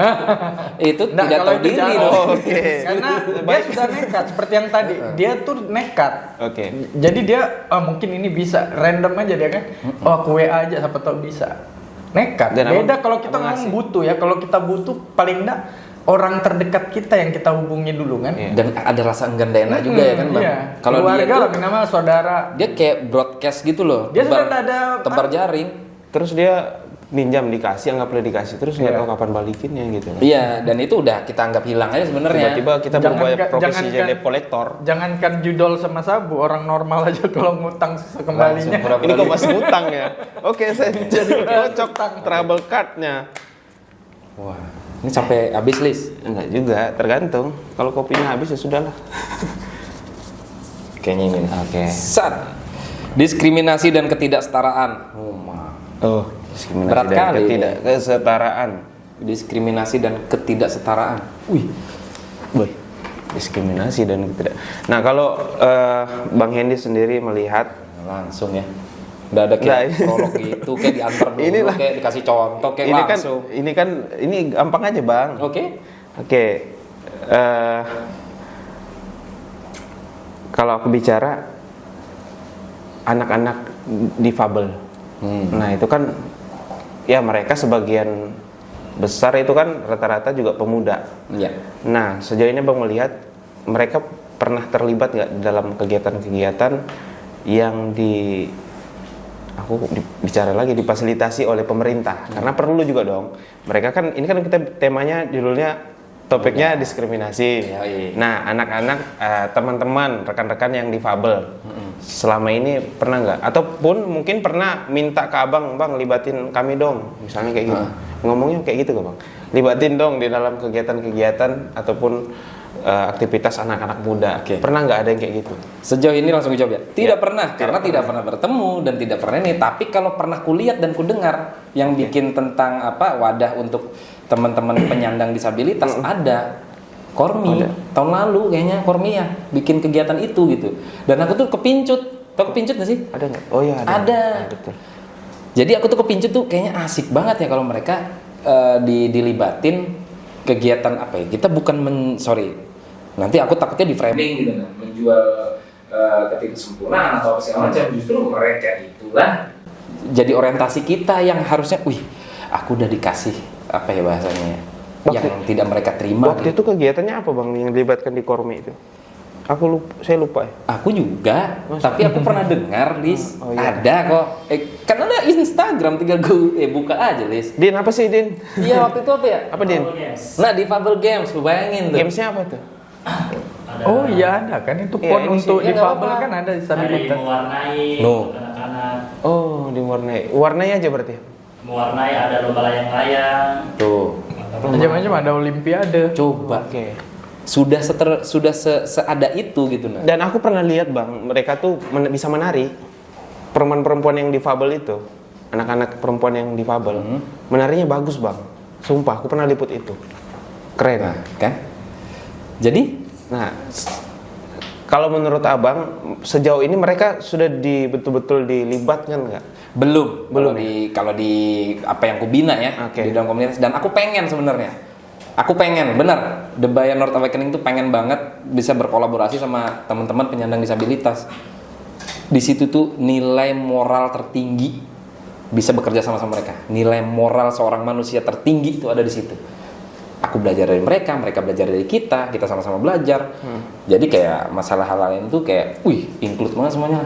Dan aku yakin susah banget loh dari jadi kepanitiaan itu, dan itu bisa untuk menjadikan itu butuh kesabaran, Lis. Tapi kalau dibicara di Indonesia, kayaknya difabel sudah cukup diberikan ruang deh. Sangat. Kalau nggak salah, Polri itu bang ya, Bang Niko. Polri membuka rekrutmen anggota Ada kemarin dari yang ruang, disabilitas ya? iya dari difabel ya. Nah, tuh. Saya mau ke Bang Niko juga dulu, karena kalau ke Bang Hendy terus, Weh. mengamuk dia. Bang Niko, siapa sebenarnya yang harus bertanggung jawab ini menghapus diskriminasi? Apakah cukup hanya menunggu kebijakan atau anak muda sendiri harus bergerak lebih dulu nih melihat itu? Kalau aku pikir yang pertama mungkin kalau aku melihat penyandang cacat ini atau orang bilang disabilitas gitu kan. Iya. Dia memang punya keterbatasan di fisiknya, tapi ternyata dia juga bisa melakukan seperti kita. Kalau kita manusia normal, nggak punya tangan, kita berpikir bagaimana cara makannya. Ternyata Agus kita lihat dia bisa makan dengan kakinya dan sebagainya. Bahkan Jadi dia punya kemampuan. Makanya Oke. kalau bicara tadi apa upaya yang dilakukan untuk penghapusan diskriminasi terhadap ini kelompok marginal ya. Iya. Sebenarnya kelompok marginal diantaranya disabilitas, termasuk juga masyarakat adat yang tidak punya Iya. tanah dan sebagainya, itu juga kelompok-kelompok marginal ya. Tapi kita bicara di disabilitas, itu kan sudah banyak tuh sebenarnya. Misalnya deklarasi-deklarasi yang dilakukan PBB, kemudian ada undang-undang. Kita di pelayanan publik kita juga, pemerintah itu kan kalau kita lihat pelayanan publik harus dilakukan dengan memperhatikan disabilitas. Coba buka website pemerintah itu terutama di daerah Jawa. Itu sudah ada loh untuk fasilitas untuk orang-orang cacat. Di dalam website, dalam bentuk suara dan sebagainya dia ada. Kemudian pelayanan publik di kantor-kantor pemerintah itu wajib menyediakan kursi roda, kemudian ada penunjuk arah seperti yang di jalan itu kan dia dan itu harusnya dilakukan. Pemerintah juga misalnya sudah membuka sekolah-sekolah luar biasa yang memberikan kesempatan kepada penyandang cacat untuk menikmati pendidikan. Bahkan tadi informasinya itu saya lihat di media sosial, polisi sudah memberikan kuota untuk orang cacat. Malah PNS juga sebenarnya diberikan kesempatan kepada disabilitas ini untuk menjadi PNS. Cuman itulah kadang kita punya aturan yang bagus, kita punya niat yang bagus, tapi pelaksanaan di bawah itu kan yang belum tentu. Coba cek di kantor pemerintah, itu ada kewajiban untuk buat apa tuh yang penunjuk jalan itu kan untuk orang buta. Ada berapa kantor yang buat itu? Kayaknya di kantor bupati, nggak tahu kalau sudah ada ya. Tapi seingat saya belum ada tuh kalau misalnya menuju ke kantor-kantor itu dibuat. Ada berapa kantor yang menyiapkan kursi roda? Kan belum semua. Belum semua, ya. Nah jadi Hal-hal itu kecil di realisasinya sebenarnya. Kalau kita bilang adakah regulasi yang mendukung itu, sudah banyak yang mendukung bahwa kita harus memberikan perhatian kepada disabilitas ini. Cuma itu dia realisasinya itu banyak penyelenggara negara ini yang tidak patuh terhadap ketentuan-ketentuan itu. Begitu. Artinya saya mau ini Bang, kalau tindak lanjut, kalau misalnya mereka saja dibuka rekrutmen untuk masuk anggota Polri gitu, ada kemungkinan nggak mereka direkrut bekerja di pemerintahan gitu? Ya harusnya bisa. Kan? Harusnya bisa ya. Kita terbukti kok dari zaman Soeharto lagi ada menteri misalnya yang mohon maaf nggak punya kaki bisa jadi menteri, kan sudah ada tuh. Di zaman Jokowi juga ada penyandang cacat, artinya bahwa kita sudah memberikan perhatian tapi belum semua belum semua patuh terhadap ketentuan-ketentuan untuk memberikan prioritas kepada penyandang cacat ini, disabilitas. Berarti mereka harusnya bisa hari ini. Iya, sudah jadi karena menteri, kan ada menteri sudah. Ada SLB kan, sekolah luar biasa. Iya. Nah itu gimana tuh Bang sebenarnya? Sedikit Bang, saya nggak tahu tuh mereka tuh sebenarnya setelah dari SLB tuh biasa. Nah itulah sebenarnya tadi diarahkan kan memberikan pengetahuan, keterampilan ke mereka supaya seperti kan tidak semua juga penyandang cacat nanti diberikan porsi untuk jadi pegawai negeri. Mungkin ada hal-hal yang tertutup. Mungkin kalau dia cuma tuli, mohon maaf kalau dia cuma tuli atau cuma buta mungkin masih bisa kan. Tapi mungkin ada hal-hal yang berat, yang susah, yang akan mengganggu. Mungkin itu porsinya bukan di pegawai negeri atau di mana nanti. Tapi pada prinsipnya sebenarnya terhadap mereka ini bukan hanya misalnya memberikan kesempatan untuk pendidikan dan kerja, negara juga harusnya punya tanggung jawab terhadap kehidupan mereka. Misalnya ketika dia tidak mampu melakukan apa-apa, memang karena keterbatasan fisiknya, mestinya negara hadir kan untuk membantu kehidupan mereka lewat bantuan sosial dan sebagainya. Karena orang miskin, anak terlantar itu kan mestinya dipelihara negara, dipelihara ya hidupnya harusnya menjadi tanggung jawab negara. Tapi Begitu. kayaknya harus lebih daripada itu deh Bang. Jangan Ya, cuma semoga. bansos kan. Semoga. Karena justru itu mereka menganggap saya digolok nih jadi dianggap lemah kan. Harusnya diberikan ruang lebih. Nah, Bang saya juga titip itu Bang, program untuk NPI difabel Bang, dimasukin. Jadi sudah ada 2 Bang ya, tolong diakomodir Bang. Totalan aja Bang, Iya. kasih aja tuh. Jangan sampai bilang Nanti tagihannya kemana? donatur dilarang atur gitu kan. Oke, kayaknya masih ada berapa kartu? 3. Emang harus dihabisin ya? Habis. Wih, 3 kartu. aduh. Nah, cok. Kayaknya Ini sudah kemana habis ya? bahan kita nih. Iya. Oh, Aku kan? oh dia ya. Oh iya apa? Apa lagi? Apa tuh Bang? Pergaulan bebas dan penyimpangan sosial. Nah, Ini pergaulan bebas dan penyimpangan sosial. Ini kayaknya Bang Hendi lebih banyak nanti ke Bang Hendi nih. Langsung digituin ya. Bang, kalau Bang Niko, kalau misalnya, bukan misalnya, ada statement bahwa banyak program pencegahan itu hanya formalitas dan tidak menyentuh akar permasalahan di pergaulan bebas dan juga penyimpangan sosial. Abang setuju nggak itu? Banyak program pencegahan hanya formalitas dan tidak menyentuh akar masalah. iya. Kalau saya melihat sebenarnya kalau bicara program berarti ini arahnya anggaran pemerintah gitu kan. Anggaran pemerintah itu kan rata-rata ada juga sebenarnya yang bagus, tapi rata-rata coba kita lihat kinerja di perangkat-perangkat daerah, banyak yang hanya pencapaian ketika anggaran terbelanjakan, anggaran digunakan, yang mereka anggap itu indikator keberhasilan bahwa kami berhasil melaksanakan ini. Sekarang jangankan misalnya kita bicara bagaimana yang menyentuh remaja-remaja terkait pergaulan bebas, bantuan-bantuan saja, misalnya bantuan-bantuan ekonomi, rumput laut dan sebagainya. Apakah mereka pernah berpikir bahwa ini nanti benar-benar memberi efek? Dia hanya berpikir misalnya kami beri bantuan pelampung. Persoalan berhasil atau tidak bukan ukuran kinerja kami. Ukuran kinerja kami anggaran terserap. Jadi bisa iya bisa tidak. Tapi memang Tapi faktanya, rata-rata begitu faktanya Bang. iya, kalau kita lihat namanya program pemerintah, dia targetnya untuk penyerapan anggaran saja, tidak bicara bagaimana kualitas pelaksanaan program nantinya. Biasanya begitu. Itu contohnya apa itu Bang? Ya coba kita dinas lihat mana? kalau enggak usah jauh-jauh, misalnya bantuan ternak. Oke. Ada berapa banyak program bantuan ternak itu yang berhasil? Enggak banyak kan? Bantuan sapi, bantuan babi, bantuan itik dan sebagainya enggak Ya. banyak yang berhasil. Bantuan rumput laut, benar enggak? Petani kita berhasil setelah dapat bantuan pemerintah. Ya. Kan banyak sebenarnya yang itu yang saya bilang tadi. Kadang negara ini hanya keberhasilan kami ya serapan. Terserap 100% ya kami anggap berhasil. Masalah itu jalan atau tidak jalan di bawah ya urusannya penerima bantuan. Nanti penerima bantuannya lagi disalahkan. Contoh yang kayak sapi berapa mati kemarin. Kan pemerintah tidak mau tahu itu. Yang pemerintah tahu kami sudah menyalurkan sapi. Kalau mati ya urusan kamu. Masa urusan pemerintah juga? Ya kadang mereka berpikir begitu kan. Nah termasuk di program-program ini paling dia hanya sebatas serapan aja. Ada misalnya 50 remaja yang tersentuh, ada 100 remaja yang tersentuh anggarannya terserap 100%, sudah selesai. Itu indikator-indikator yang mereka ingin apa yang mereka capai. Hanya mengurungkan kewajiban itu aja. Ya, persoalan dia nanti berjalan dengan baik, memberikan dampak yang baik, kan tidak sampai di situ indikator kinerja pemerintah itu.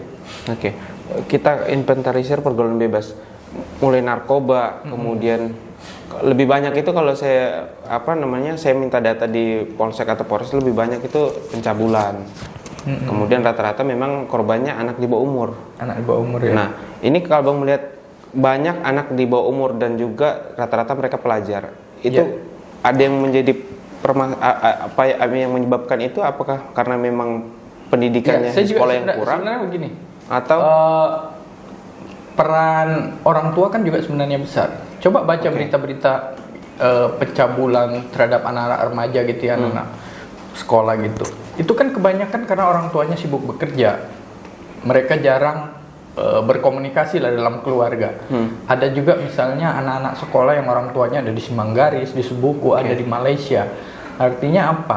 Tapi ini kesimpulan prematur aja kan dari saya karena pengkajian lebih lanjut. Artinya apa? Bahwa peran orang tua di situ sebenarnya besar juga, gitu kan? Bagaimana melakukan pendampingan terhadap anak. Kalau di sekolah, kupikir guru tuh kan lebih banyak hanya memberikan pendidikan gitu, mata pelajaran gitu kan, dia lebih fokus ke mata pelajaran. Tapi ada berapa banyak guru yang misalnya juga memberi perhatian ketika melihat ada anak muridnya kelakuannya aneh-aneh. Ada enggak yang datang melakukan pendampingan, bicara dari hati ke hati kenapa dia melakukan itu? Kan tidak.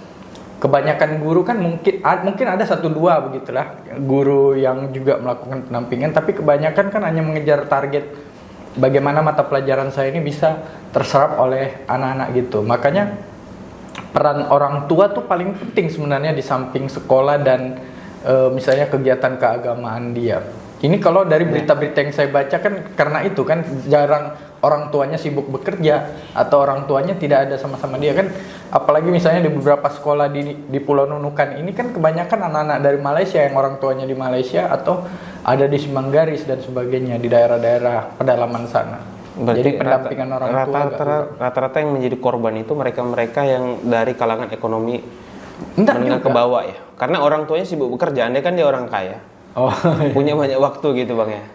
Nah, oke. Abang berarti dari yang Abang sampaikan tadi kurang perhatian guru BK itu kan ada setiap sekolah. Perhatian orang tua sebenarnya sih. Kalau guru kan hanya berapa jam lah mereka setiap hari di sekolah. Kalau kita bilang oh ini karena kurang perhatian guru, kalau saya bilang enggak juga sebenarnya. Guru kan punya waktu yang terbatas dan ada ratusan siswa murid yang mereka harus perhatikan. Beda kalau orang tua, dia paling punya anak 2-3 dan dia harus memberikan atau fokus memberikan perhatian kepada anak-anaknya kan gitu.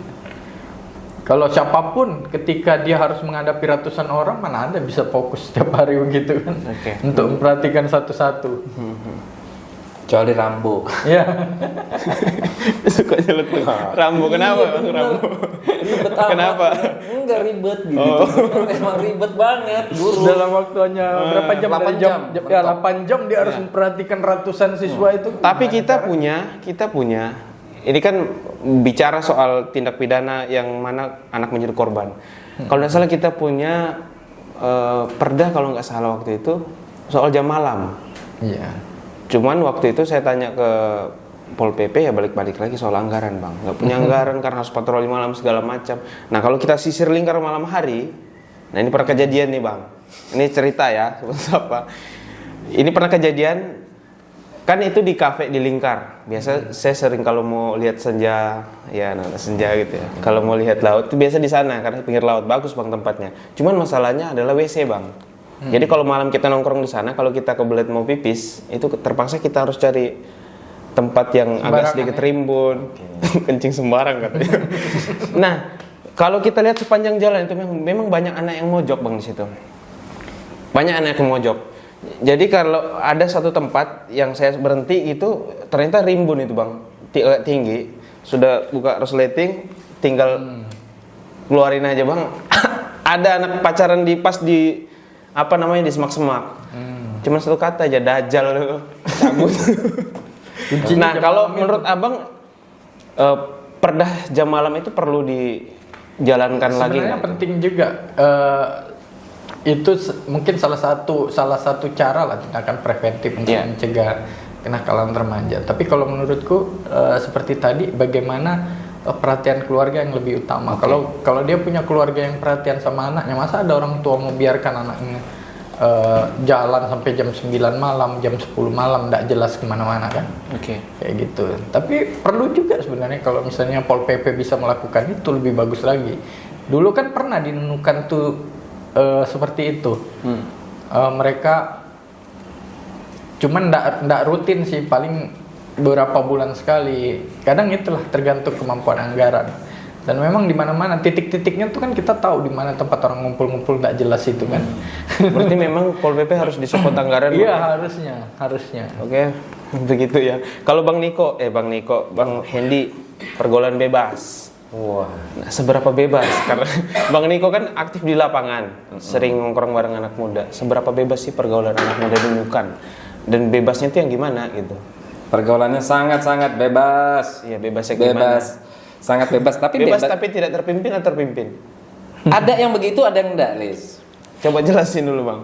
Pergaulan bebas yang sehat dan yang tidak sehat. Ya. Yang sehatnya dulu. Bagi dua aja lah secara mata awamku nih. Kalau yang bebas tapi dia sehat, dia ngumpul, pasti ada sesuatu yang ingin dia kerjakan dan itu sifatnya baik atau visioner lah.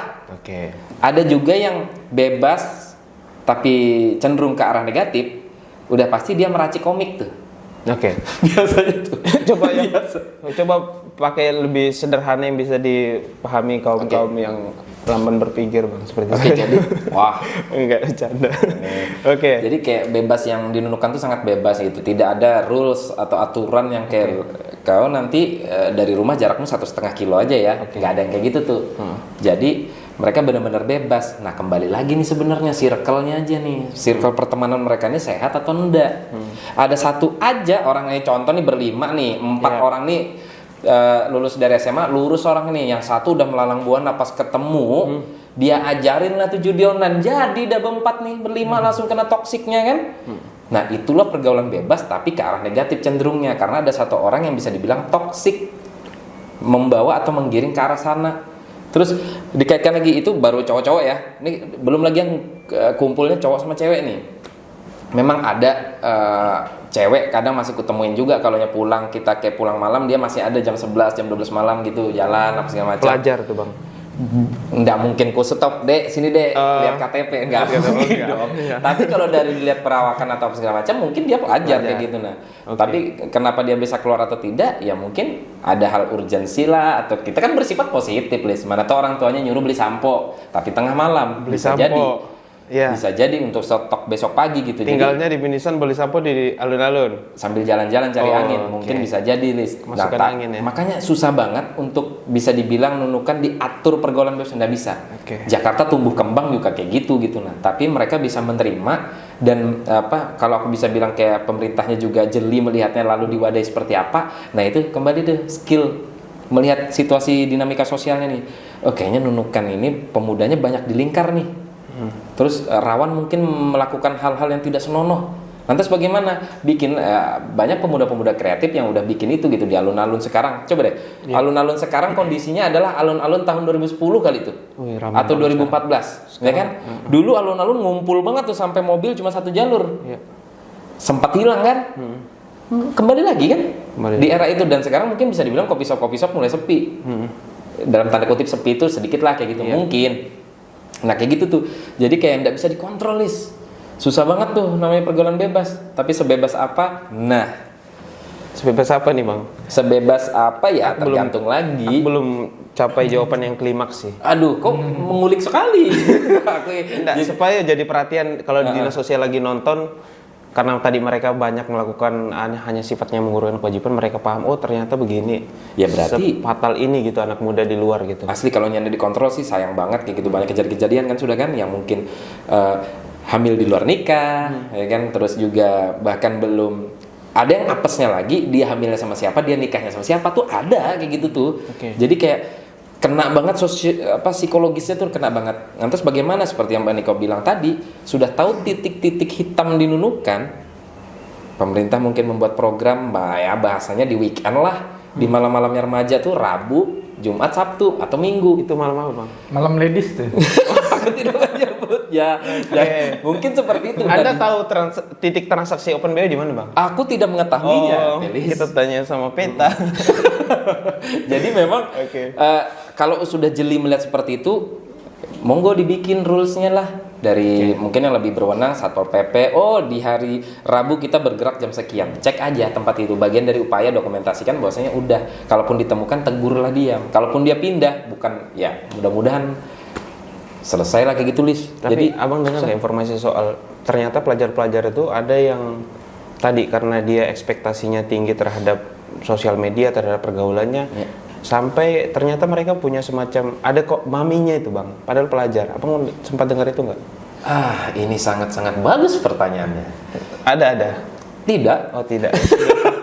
Saya sendiri. Anda berharap aku jawabannya iya ya?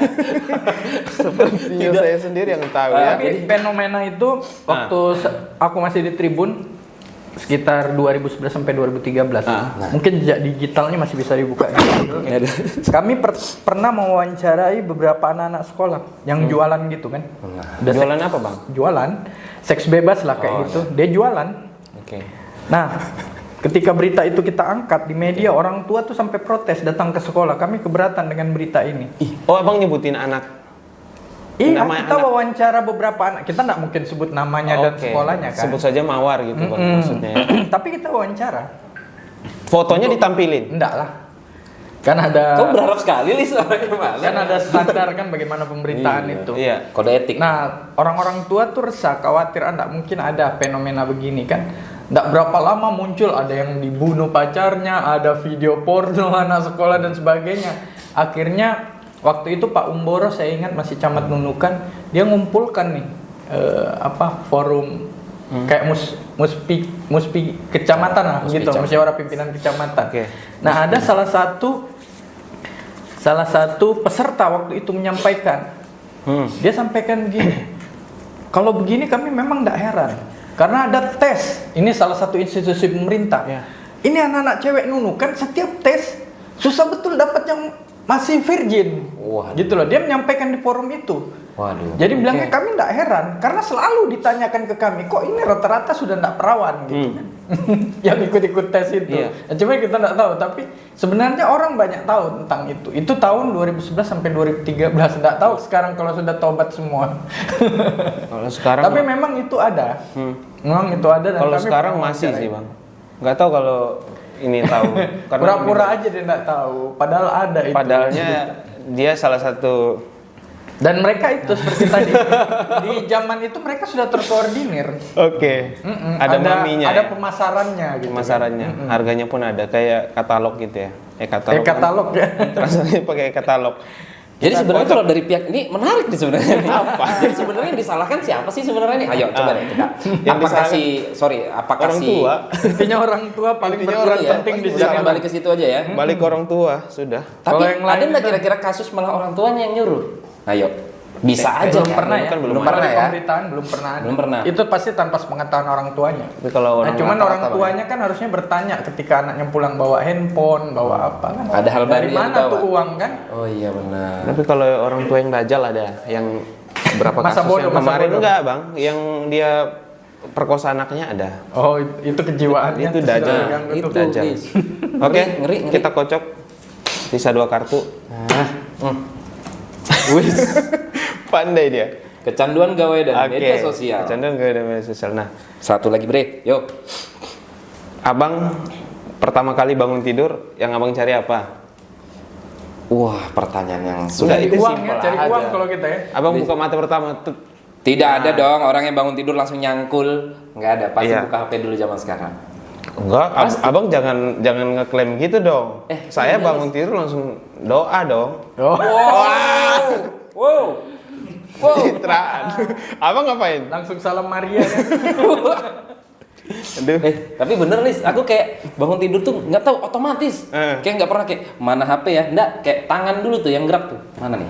Tapi jauh abang simpan. Lihat jam tapi. Iya, lihat jam dulu. Kalau Bela. aku bangun pagi lihat jam. Abis Kalau itu abang lihat lihat bawahnya apa? tuh, notifnya tuh. Notif. Nggak tahu ya, itu terjadi mungkin gara-gara sering udahlah kita sama-sama tahu semua pekerjaan kan ada di handphone ya.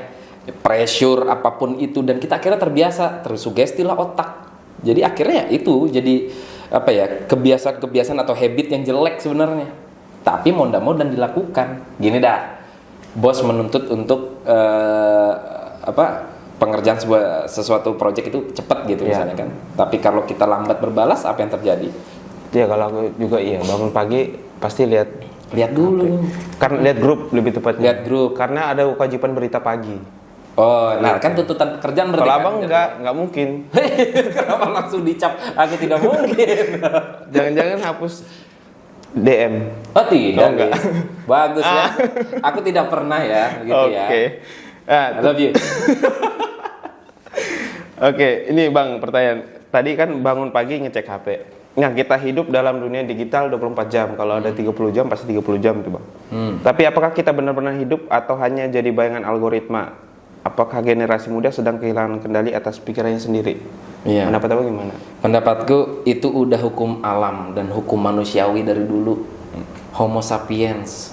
Udahlah kita kembali ke zaman dulu lah, itu sederhananya tuh. Kalau dia hadapan sekarang, gini dah, kalau serentak dunia dihilangin HP, orang kebiasaannya akan berubah lagi, Lis. Jadi manusia itu paling cepat menyesuaikan. Jadi kita nggak bisa lepas dan nggak bisa dilarang, nggak bisa disalahin. Tinggal kembali apa? Mungkin Bang Niko nanti akan menambahkan juga gitu, kayak lebih kepada akhlak, kontrol diri, mawas diri, pertemanan yang baik. Kurasa itu fine-fine aja kalau kita sampai kecanduan sekali itu bagian dari algoritma. Ku bilang iya. Tergantung Manusia. dari tontonannya apa gitu. Iya. Jadi misalnya kayak gimana? Iya. Kan algoritma sosial media membaca itu, sekali buka dia akan muncul terus. Muncul terus. Kayak misalnya aku kayak lagi Berani nggak spill IG? Saya spill IG depan sobat apa yang sering Anda buka. Boleh. Nanti kalau konten kita berdua aja ya. Jadi diwajarkan Bang ya, kecanduan Kurasa- gawai dan media sosial. Kalau diwajarkan ya mau nggak mau, Lis. Iya. Terpaksa. Tapi kan? dampak negatif Sangat banyak. bisa di spill apa aja Bang? Dulu kalau nunggu orang setengah jam itu lama banget, tapi sekarang nungguin orang setengah jam, yang penting ada HP bentar banget. Dah itu aja tuh analoginya. Ntar ya 1 jam aku OTW, kita bentar, tau udah jam segini aja berangkat.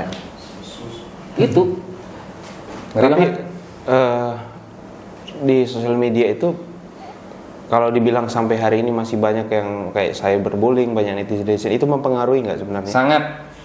Pernah kejadian dinunukan nggak? Mungkin iya, mungkin yang orang yang udah melakukan suicide itu tadi kayak bunuh diri juga mungkin sedikit banyak terpengaruh dari gadget lah kurasa. Apa yang dia lihat, apa yang mungkin dia otaknya manusia ini kan mau cepet banget tuh ngerekam sama menyugestiin. Jadi mungkin dia 3 tahun lalu pernah ngebaca berita tentang bunuh diri karena apa? Bisa jadi dia baru melakukan itu sekarang karena sebagai pelariannya lagi.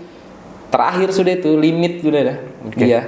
Oke, sedikit lagi Bang. Siapa sih yang harus bertanggung jawab ketika media sosial itu lebih banyak menciptakan luka batin daripada ruang inspirasi? Nah, ini yang bertanggung jawab ya. Iya, Masing-masing personal sih kayaknya. diri sendiri cari apa? Iya, nggak bisa Iya. Lis, nyalahin Bill Gates, nggak mungkin. Siapa? Oke. Betul juga Bang ya. Nyalahin siapa nih? Bang Niko, kalau ini Abang generasi keberapa ya? 98 sih Bang? 94 Masih Gen Z masuk? SM. Abang masuk gen apa Bang? Generasi 80-an. Masuk Gen Z ya, 80-an? Milenium kayaknya.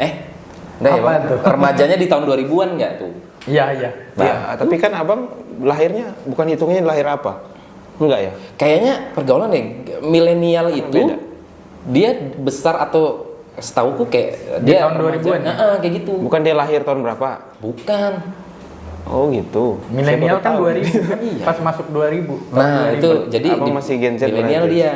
Gitu. Nah, kalau abang sendiri melihat perkembangan media sosial hari ini, tentu punya ibaratnya orang bilang dua sisi mata pisau gitu. Betul nggak? Iya bang ya. Kalau aku pertama abang melihat itu gimana bang, anak muda hari ini sudah memanfaatkan dengan baik atau justru gagal memanfaatkan digitalisasi hari ini? Macam-macam, ada yang berhasil, ada yang gagal kan gitu. Nah, sebenarnya begini, handphone dengan media sosial itu tidak terlepas gitu kan. Oke. Sulit lah dilepaskan. Kalau dulu misalnya kita buka Facebook, buka ini waktu HP masih zaman-zaman jelek gitulah. Orang kan bukanya di laptop. Ya kan kalau sekarang handphone canggih-canggih gitu. Nah, sekarang manusia cuma nyawanya aja yang ada di handphone. Ya kan? Identitasmu apapun, kebutuhan keuanganmu semua ada di handphone. Semua di handphone. Siapa yang sekarang bisa lepas dari handphone?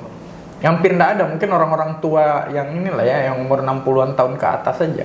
Tapi kalau usia 50 tahun ke bawah, kita sekarang misalnya aku pernah ada acara semacam festival kuliner ya di Gelora Bung Karno. Itu jalan ke situ, masuk. Bawa anak kan, mereka haus. Aku ambilkan minuman, ternyata itu tidak bisa bayar tunai. Harus bayar pakai QRIS, iya kan? Cashless ya. Iya. Nah, artinya apa sekarang? Kita sangat tergantung sekali dengan handphone dan di situ juga berkaitan dengan media sosial. Kalau dibilang ada nggak manfaat media sosial? Banyak anak-anak muda yang jadi kaya karena jadi konten kreator dan sebagainya. Dia berhasil. Banyak misalnya orang yang dulu hanya mengandalkan jualan di warungnya, sekarang dia masuk ke online, ke Shopee, ke Tokopedia dan sebagainya, laris manis banyak, bisa laku juga. Madu sembako misalnya sekarang sudah ada di platform digital seperti itu kan, dijual kayak gitu. Jadi tinggal bagaimana kita memanfaatkan dengan baik. Nah, kalau generasi-generasi sekarang juga banyak juga yang memanfaatkan itu kan untuk hal-hal yang positif. Mereka belajar menari, belajar di sekolah, belajar apa dan sebagainya juga dari situ. Kalau dibilang baru kali ini ada dampak media sosial, enggak juga. Zaman-zaman kita belum pegang handphone aja, ada tuh yang namanya apa dulu? Warnet. Bang Napi apa segala macam itu kan. Bang Napi kan yang kriminal, kasus kriminal. Mereka justru belajar dari TV bukan dari media sosial. Dia melihat di TV kasus-kasus kriminal, mereka melakukan. Jadi memang meniru itu sudah ada dari zaman dulu, bukan setelah medsos ini ada macam-macam platformnya saja. Nah, sebenarnya yang bahaya menurutku sekarang itu generasi ke depan kita ini bisa dicek. Rata-rata orang tua yang bapak dan ibunya bekerja, coba perhatikan anak-anak sekarang, ditinggal dengan handphone, akhirnya autis. Banyak kejadian. Di Tarakan malah sudah ada buka sekolah yang khusus anak-anak yang autis atau hampir autis. Wow. Di Nunukan pun nanti bisa ditelusuri lah, Dis. Coba tanya ke beberapa. Itu rata-rata yang mama bapaknya bekerja, anaknya ditinggal dengan handphone, itu autis. Kita bicara ndak respon mereka, dia main dengan dunianya sendiri. Itu sudah banyak kasus di Nunukan dan di Kaltara lah pada umumnya. Itu sebenarnya yang berbahaya. Dampak dia bermain handphone itu sebenarnya, bukan yang tadi ini dia lihat medsos, dia meniru ini, enggak ini. Tapi anak-anak menjadi autis, itu yang bahaya sebenarnya. Kalau menurutku ke depan ini ketika generasi muda kita banyak yang autis, kita akhirnya punya generasi muda, kita kehilangan generasi muda yang bagus. Semoga tidak lah ya. Ya, terakhir kayaknya. Iya. Krisis identitas dan nilai. Krisis Bukan BBM aja kalau dinunukan kan. Abang kan yang ambil? Bang Niko. Bang Niko. Oh, sudah diambil, Iya. kan sudah terbuka. Iya, betul. Ke krisis identitas dan nilai ini. Iya. Nah, banyak anak muda, dia lagi-lagi aku jadi klaim nih. Ada anak muda ya di Kaltara hari ini itu lebih fasih berbicara tentang budaya pop luar daripada budaya lokalnya sendiri. Apakah ini abang mau bilang cerminan kegagalan kita menjaga akar gitu? Yang pertama ini kaitannya dengan nilai ya. Ya. Kalau kita bicara nilai, sebenarnya memang banyak hal-hal yang sudah mulai ditinggalkan. Bukan baru sekarang lah. Nilai itu kan kita bicara apa nilai yang ada di lingkungannya, di masyarakat misalnya dia masyarakat adat, itu kan ada nilai di agamanya, kemudian di keluarganya ada nilai-nilai yang harusnya, itulah yang biasa kita bilang integritas. Integritas, bagaimana dia mempertahankan nilai-nilai yang diyakini di lingkungannya, di agamanya dan sebagainya, bahwa itu adalah hal baik yang harus dipertahankan. Nah, kalau kita lihat akhir-akhir ini misalnya kasus kriminal atau pergaulan bebas, itu kan membuktikan bahwa nilai-nilai itu sudah mulai ditinggalkan. Tapi di satu sisi ketika kita bicara krisis identitas ini kan orang tidak tahu dia mau ngapain sebenarnya nih. Dia ini sebagai apa sebenarnya? Ya kan? Belum nemu jati diri lah gitu. Ya, bicara agamanya, bangsanya apa, dia sebagai apa gitu kan. Dia bingung nih sebenarnya, dalam posisi bingung. Dia ini siapa sebenarnya? Dia ingin melakukan apa? Gitu kan. Itu juga faktornya banyak tadi. Misalnya dia termarginalkan di kelompoknya, itu juga bisa menjadi faktor dia kehilangan merasa bahwa saya ini sebenarnya identitas saya ini sebagai apa. Akhirnya ketika dia krisis identitas, dia juga tidak melakukan hal-hal yang positif, gitu kan. Justru memilih yang tadi saya bilang, bahwa ketika kita bicara krisis identitas dan nilai itu kan hampir berdampingan begitu kan. Akhirnya dia merasa bahwa nilai-nilai ini tidak perlu saya lakukan karena saya ini juga tidak jelas. Saya ini misalnya nilai di agama apa yang harus saya pertahankan, sementara saya ini dibilang agama ini juga tidak jelas gitu kan. Saya mau dibilang suku ini juga tidak jelas, saya mau dibilang ini juga tidak jelas. Krisis-krisis identitas seperti itulah yang kemudian terjadi. Misalnya kan dia keindonesiaannya juga menjadi tidak jelas. Jadi banyak faktor-faktor yang menyebabkan dia akhirnya memilih untuk melakukan hal-hal di luar nilai itu. Iya, mau dia dibilang Kristen nggak gereja, mau di Islam ya, itu salah satunya. Dia bilang nggak sholat Jumat. Abang ngomongin siapa nih bang? Dia sudah nggak tahu apa nilai yang bagus yang harus aku pertahankan. Oke bang, saat anak muda mencoba tampil beda, mereka sering dilabeli aneh, tidak sopan bahkan sesat. Nah, mengapa misalnya keberagaman ekspresi itu masih dianggap sebuah ancaman, itu bukan suatu kekuatan itu? Ya itulah tadi kan yang aku bilang, bahwa di masyarakat, di lingkungan sekitarnya ada nilai-nilai yang terjaga, dan itu ya banyak kan hal-hal makanya kalau kita lihat dulu kenapa PKI itu, misalnya PKI yang komunis, kalau aku bilang kan komunis, salah satu yang dia usung itu kan anti kebudayaan gitu kan. Bukan anti kebudayaan, hancurkan kebudayaan tua gitu kan. Karena mereka menganggap kebudayaan tua, nilai-nilai yang menghambat kemajuan modernisasi yang dilakukan saat itu. Nah, kalau saya sebenarnya perubahan ke arah budaya, perubahan budaya itu, modernisasi budaya itu bisa saja dilakukan sepanjang nilai-nilai yang ada itu tidak ditinggalkan gitu kan. Ya misalnya boleh modern tapi jangan seks bebas gitu kan. Karena itu nilai yang tidak boleh ditinggalkan gitu kan. Atau misalnya boleh kok modern tapi orang yang lebih tua tuh harus tetap dihargai gitu kan. Dalam lingkungan kita tetap harus hormat pada orang tua, saudara-saudara kita, itu tidak bisa ditinggalkan gitu. Ya mungkin wujudnya saja boleh modern, tapi nilai-nilai itu yang tidak boleh ditinggalkan gitu. Saya mau ke Bang Hendi. Bung Toel ya, Anda mau bilang tadi. Bang Hendi, ada sedikit kemiripan pertanyaan tadi. Saat anak muda itu tampil beda. Nah kan tadi Abang itu melakukan kegiatan-kegiatan atau aktivitas yang selama ini belum pernah dilakukan oleh komunitas-komunitas sebelumnya. Kayak musik rock emang ada sebelumnya? Sebelumnya tuh ada. Tapi habis itu hiatus kan, lama tidur lagi gitu, dan kita hidupin lagi kayak tinju. Nggak pernah ada kejuaraan internal di dalam, kita bikinin. Di tengah anak-anak muda yang hari ini, khususnya nunukan ya, yang menyukai genre-genre galau gitu, ya nggak? Betul kan, genre nunukan itu bukan genre musik keras kan, betul kan? Iya. Nah, abang pernah dilabeli atau dibilang aneh nggak? Ini orangnya aneh banget nih gitu.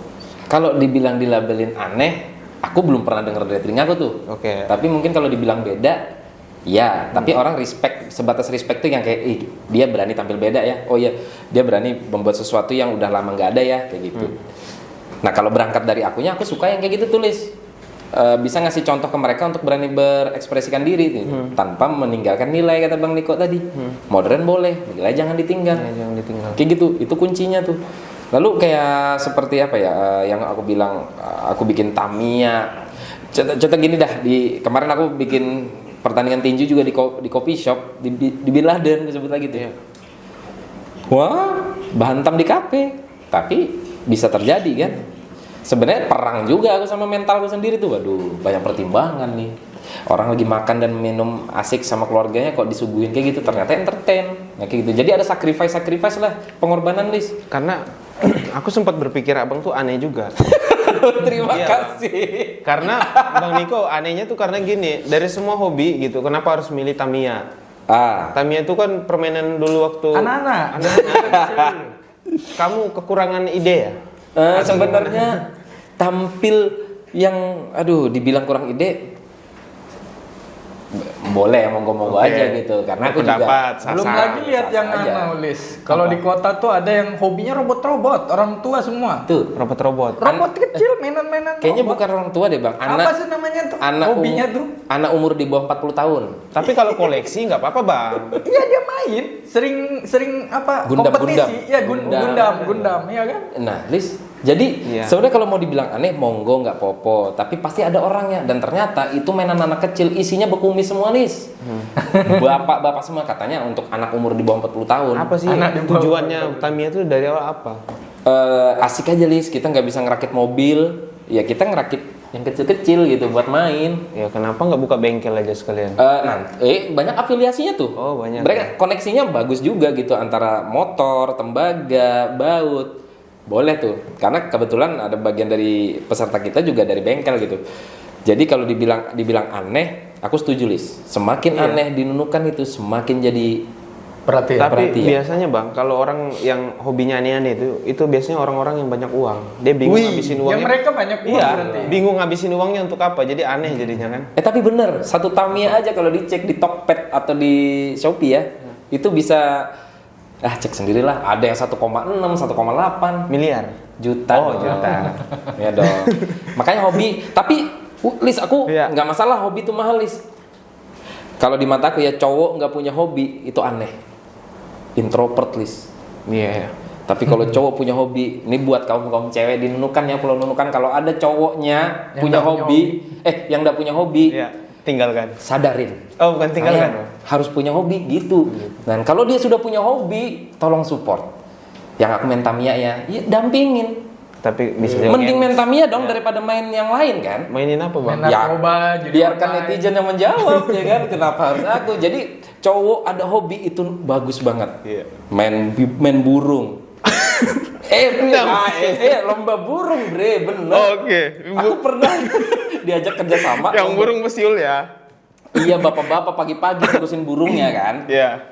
Terus dia lomba itu di gor. Nah bener, lomba burung itu menurutku lomba yang paling menurutku weird, aneh lah. Tapi pas ternyata aku dilibatin Iya. jadi panitia waktu itu, asik, Lis. Rumbung berkicau. Iya, dan gengsinya. Ternyata dinunukan itu hadiah nomor 2, Lis. Gengsi nomor 1, Lis. Ya. Ini burungku bagus, katanya gitu. Kok ini beneran lovebird, burung kacer, burung murai batu. Oke. Bang, terakhir bang. Yoi. Bicara soal krisis identitas. Nah, aku mau geser ke budaya daerah di Kabupaten Nunukan.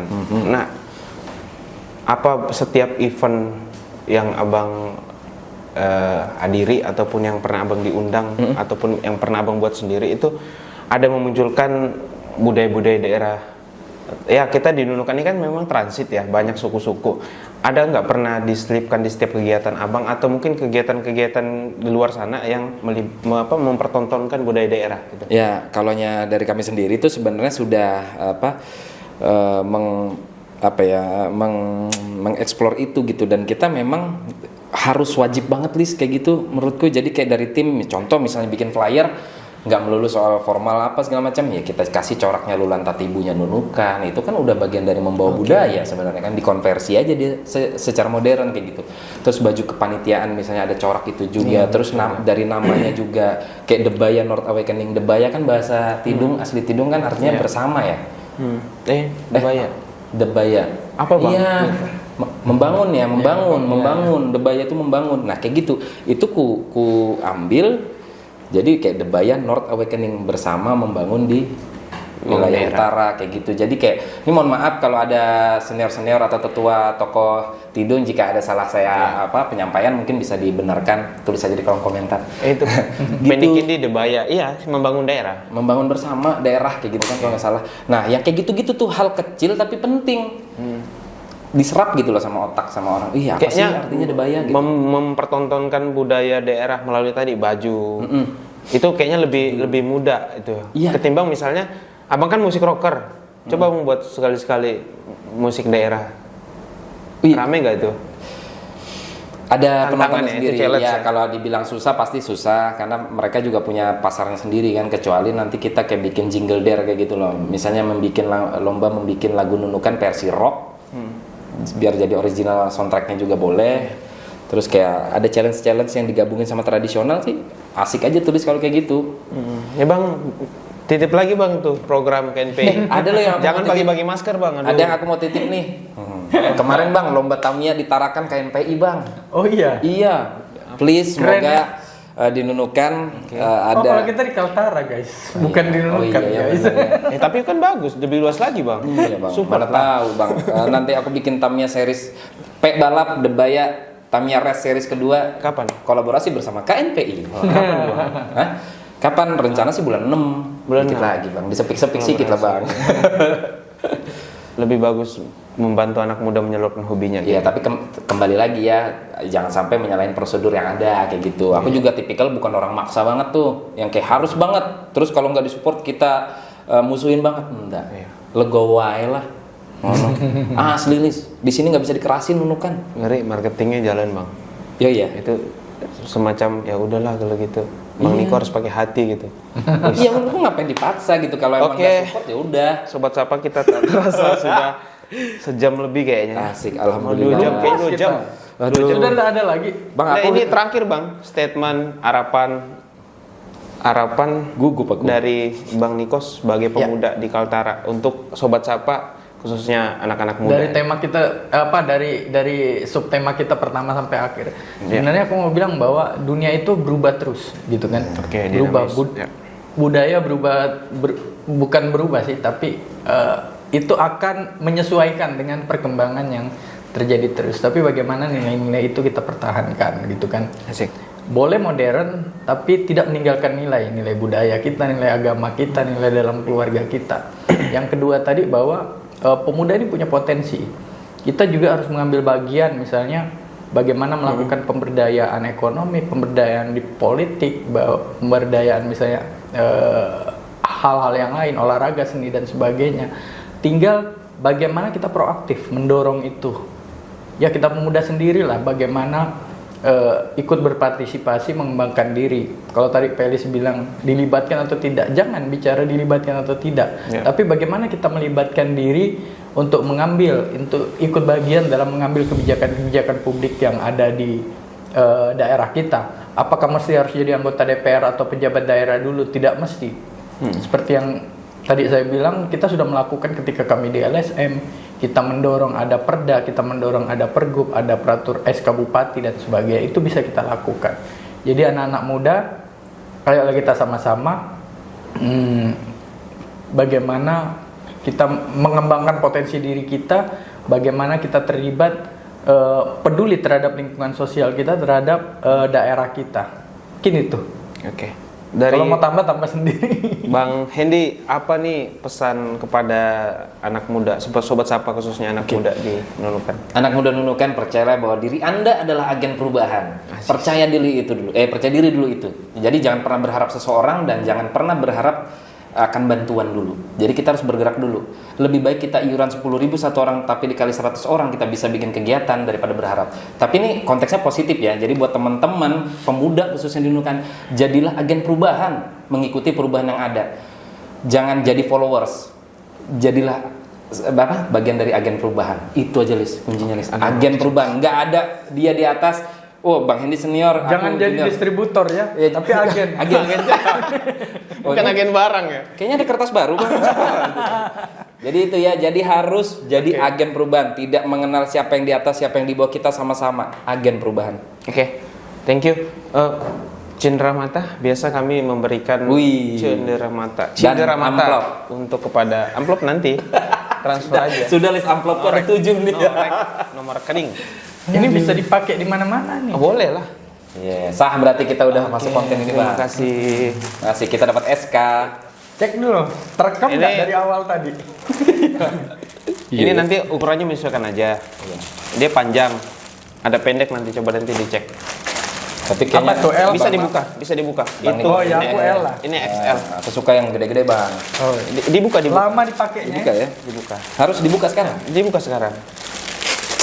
Iya. Tapi serius Lis, ini adalah Keren, tebal. podcast terproper yang ada di Nunukan. Aku bukan menjilat ya, Makasih ya. tapi bener. Tolong Aku ditambah. pernah bikin konten juga nggak kayak gini-gini Gini amat, amat Lis. ya. Keren. Cocok ya Wih. besarnya? Besarnya pas ya? Besar nih. Bisa dipakai jalan malam. Boleh. Kelihatan banget. Acara KNP juga boleh pakai, Bang. Jadi keren banget ya. Siapa kamu? Nanti kita foto. Kapan lagi kita dipanggil ke sini? Waduh. Belum. Oh, kalau Nanti ada lagi. rilisan baju kedua, Bang. Nggak ada masalah lagi anak muda. Oh, Oke, gitu ya? tadi Bang Niko sudah nyampaikan pesan, Bang Hendy juga, saya juga mau bacakan pesan Wah. untuk Sobat Sapa. Anak muda tak meminta dimanjakan, mereka hanya ingin didengar, dimengerti, dan diberi kesempatan. Mereka bukan ancaman, mereka adalah masa depan, kalau kita mau beri mereka ruang. Karena di tengah kekacauan, mereka masih memilih untuk berharap. Di tengah keterbatasan, mereka masih berani melangkah. Hari ini mereka bicara, semoga besok mereka didengar. Dan semoga kita semua belajar bahwa masa depan bukan cuma ditunggu, tapi juga diperjuangkan bersama.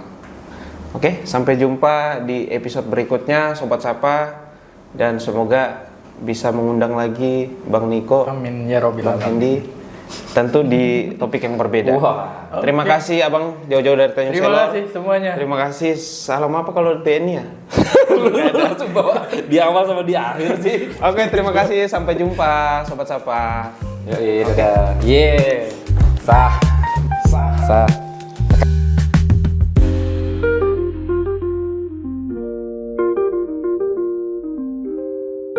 Jangan lupa like, komen, dan subscribe.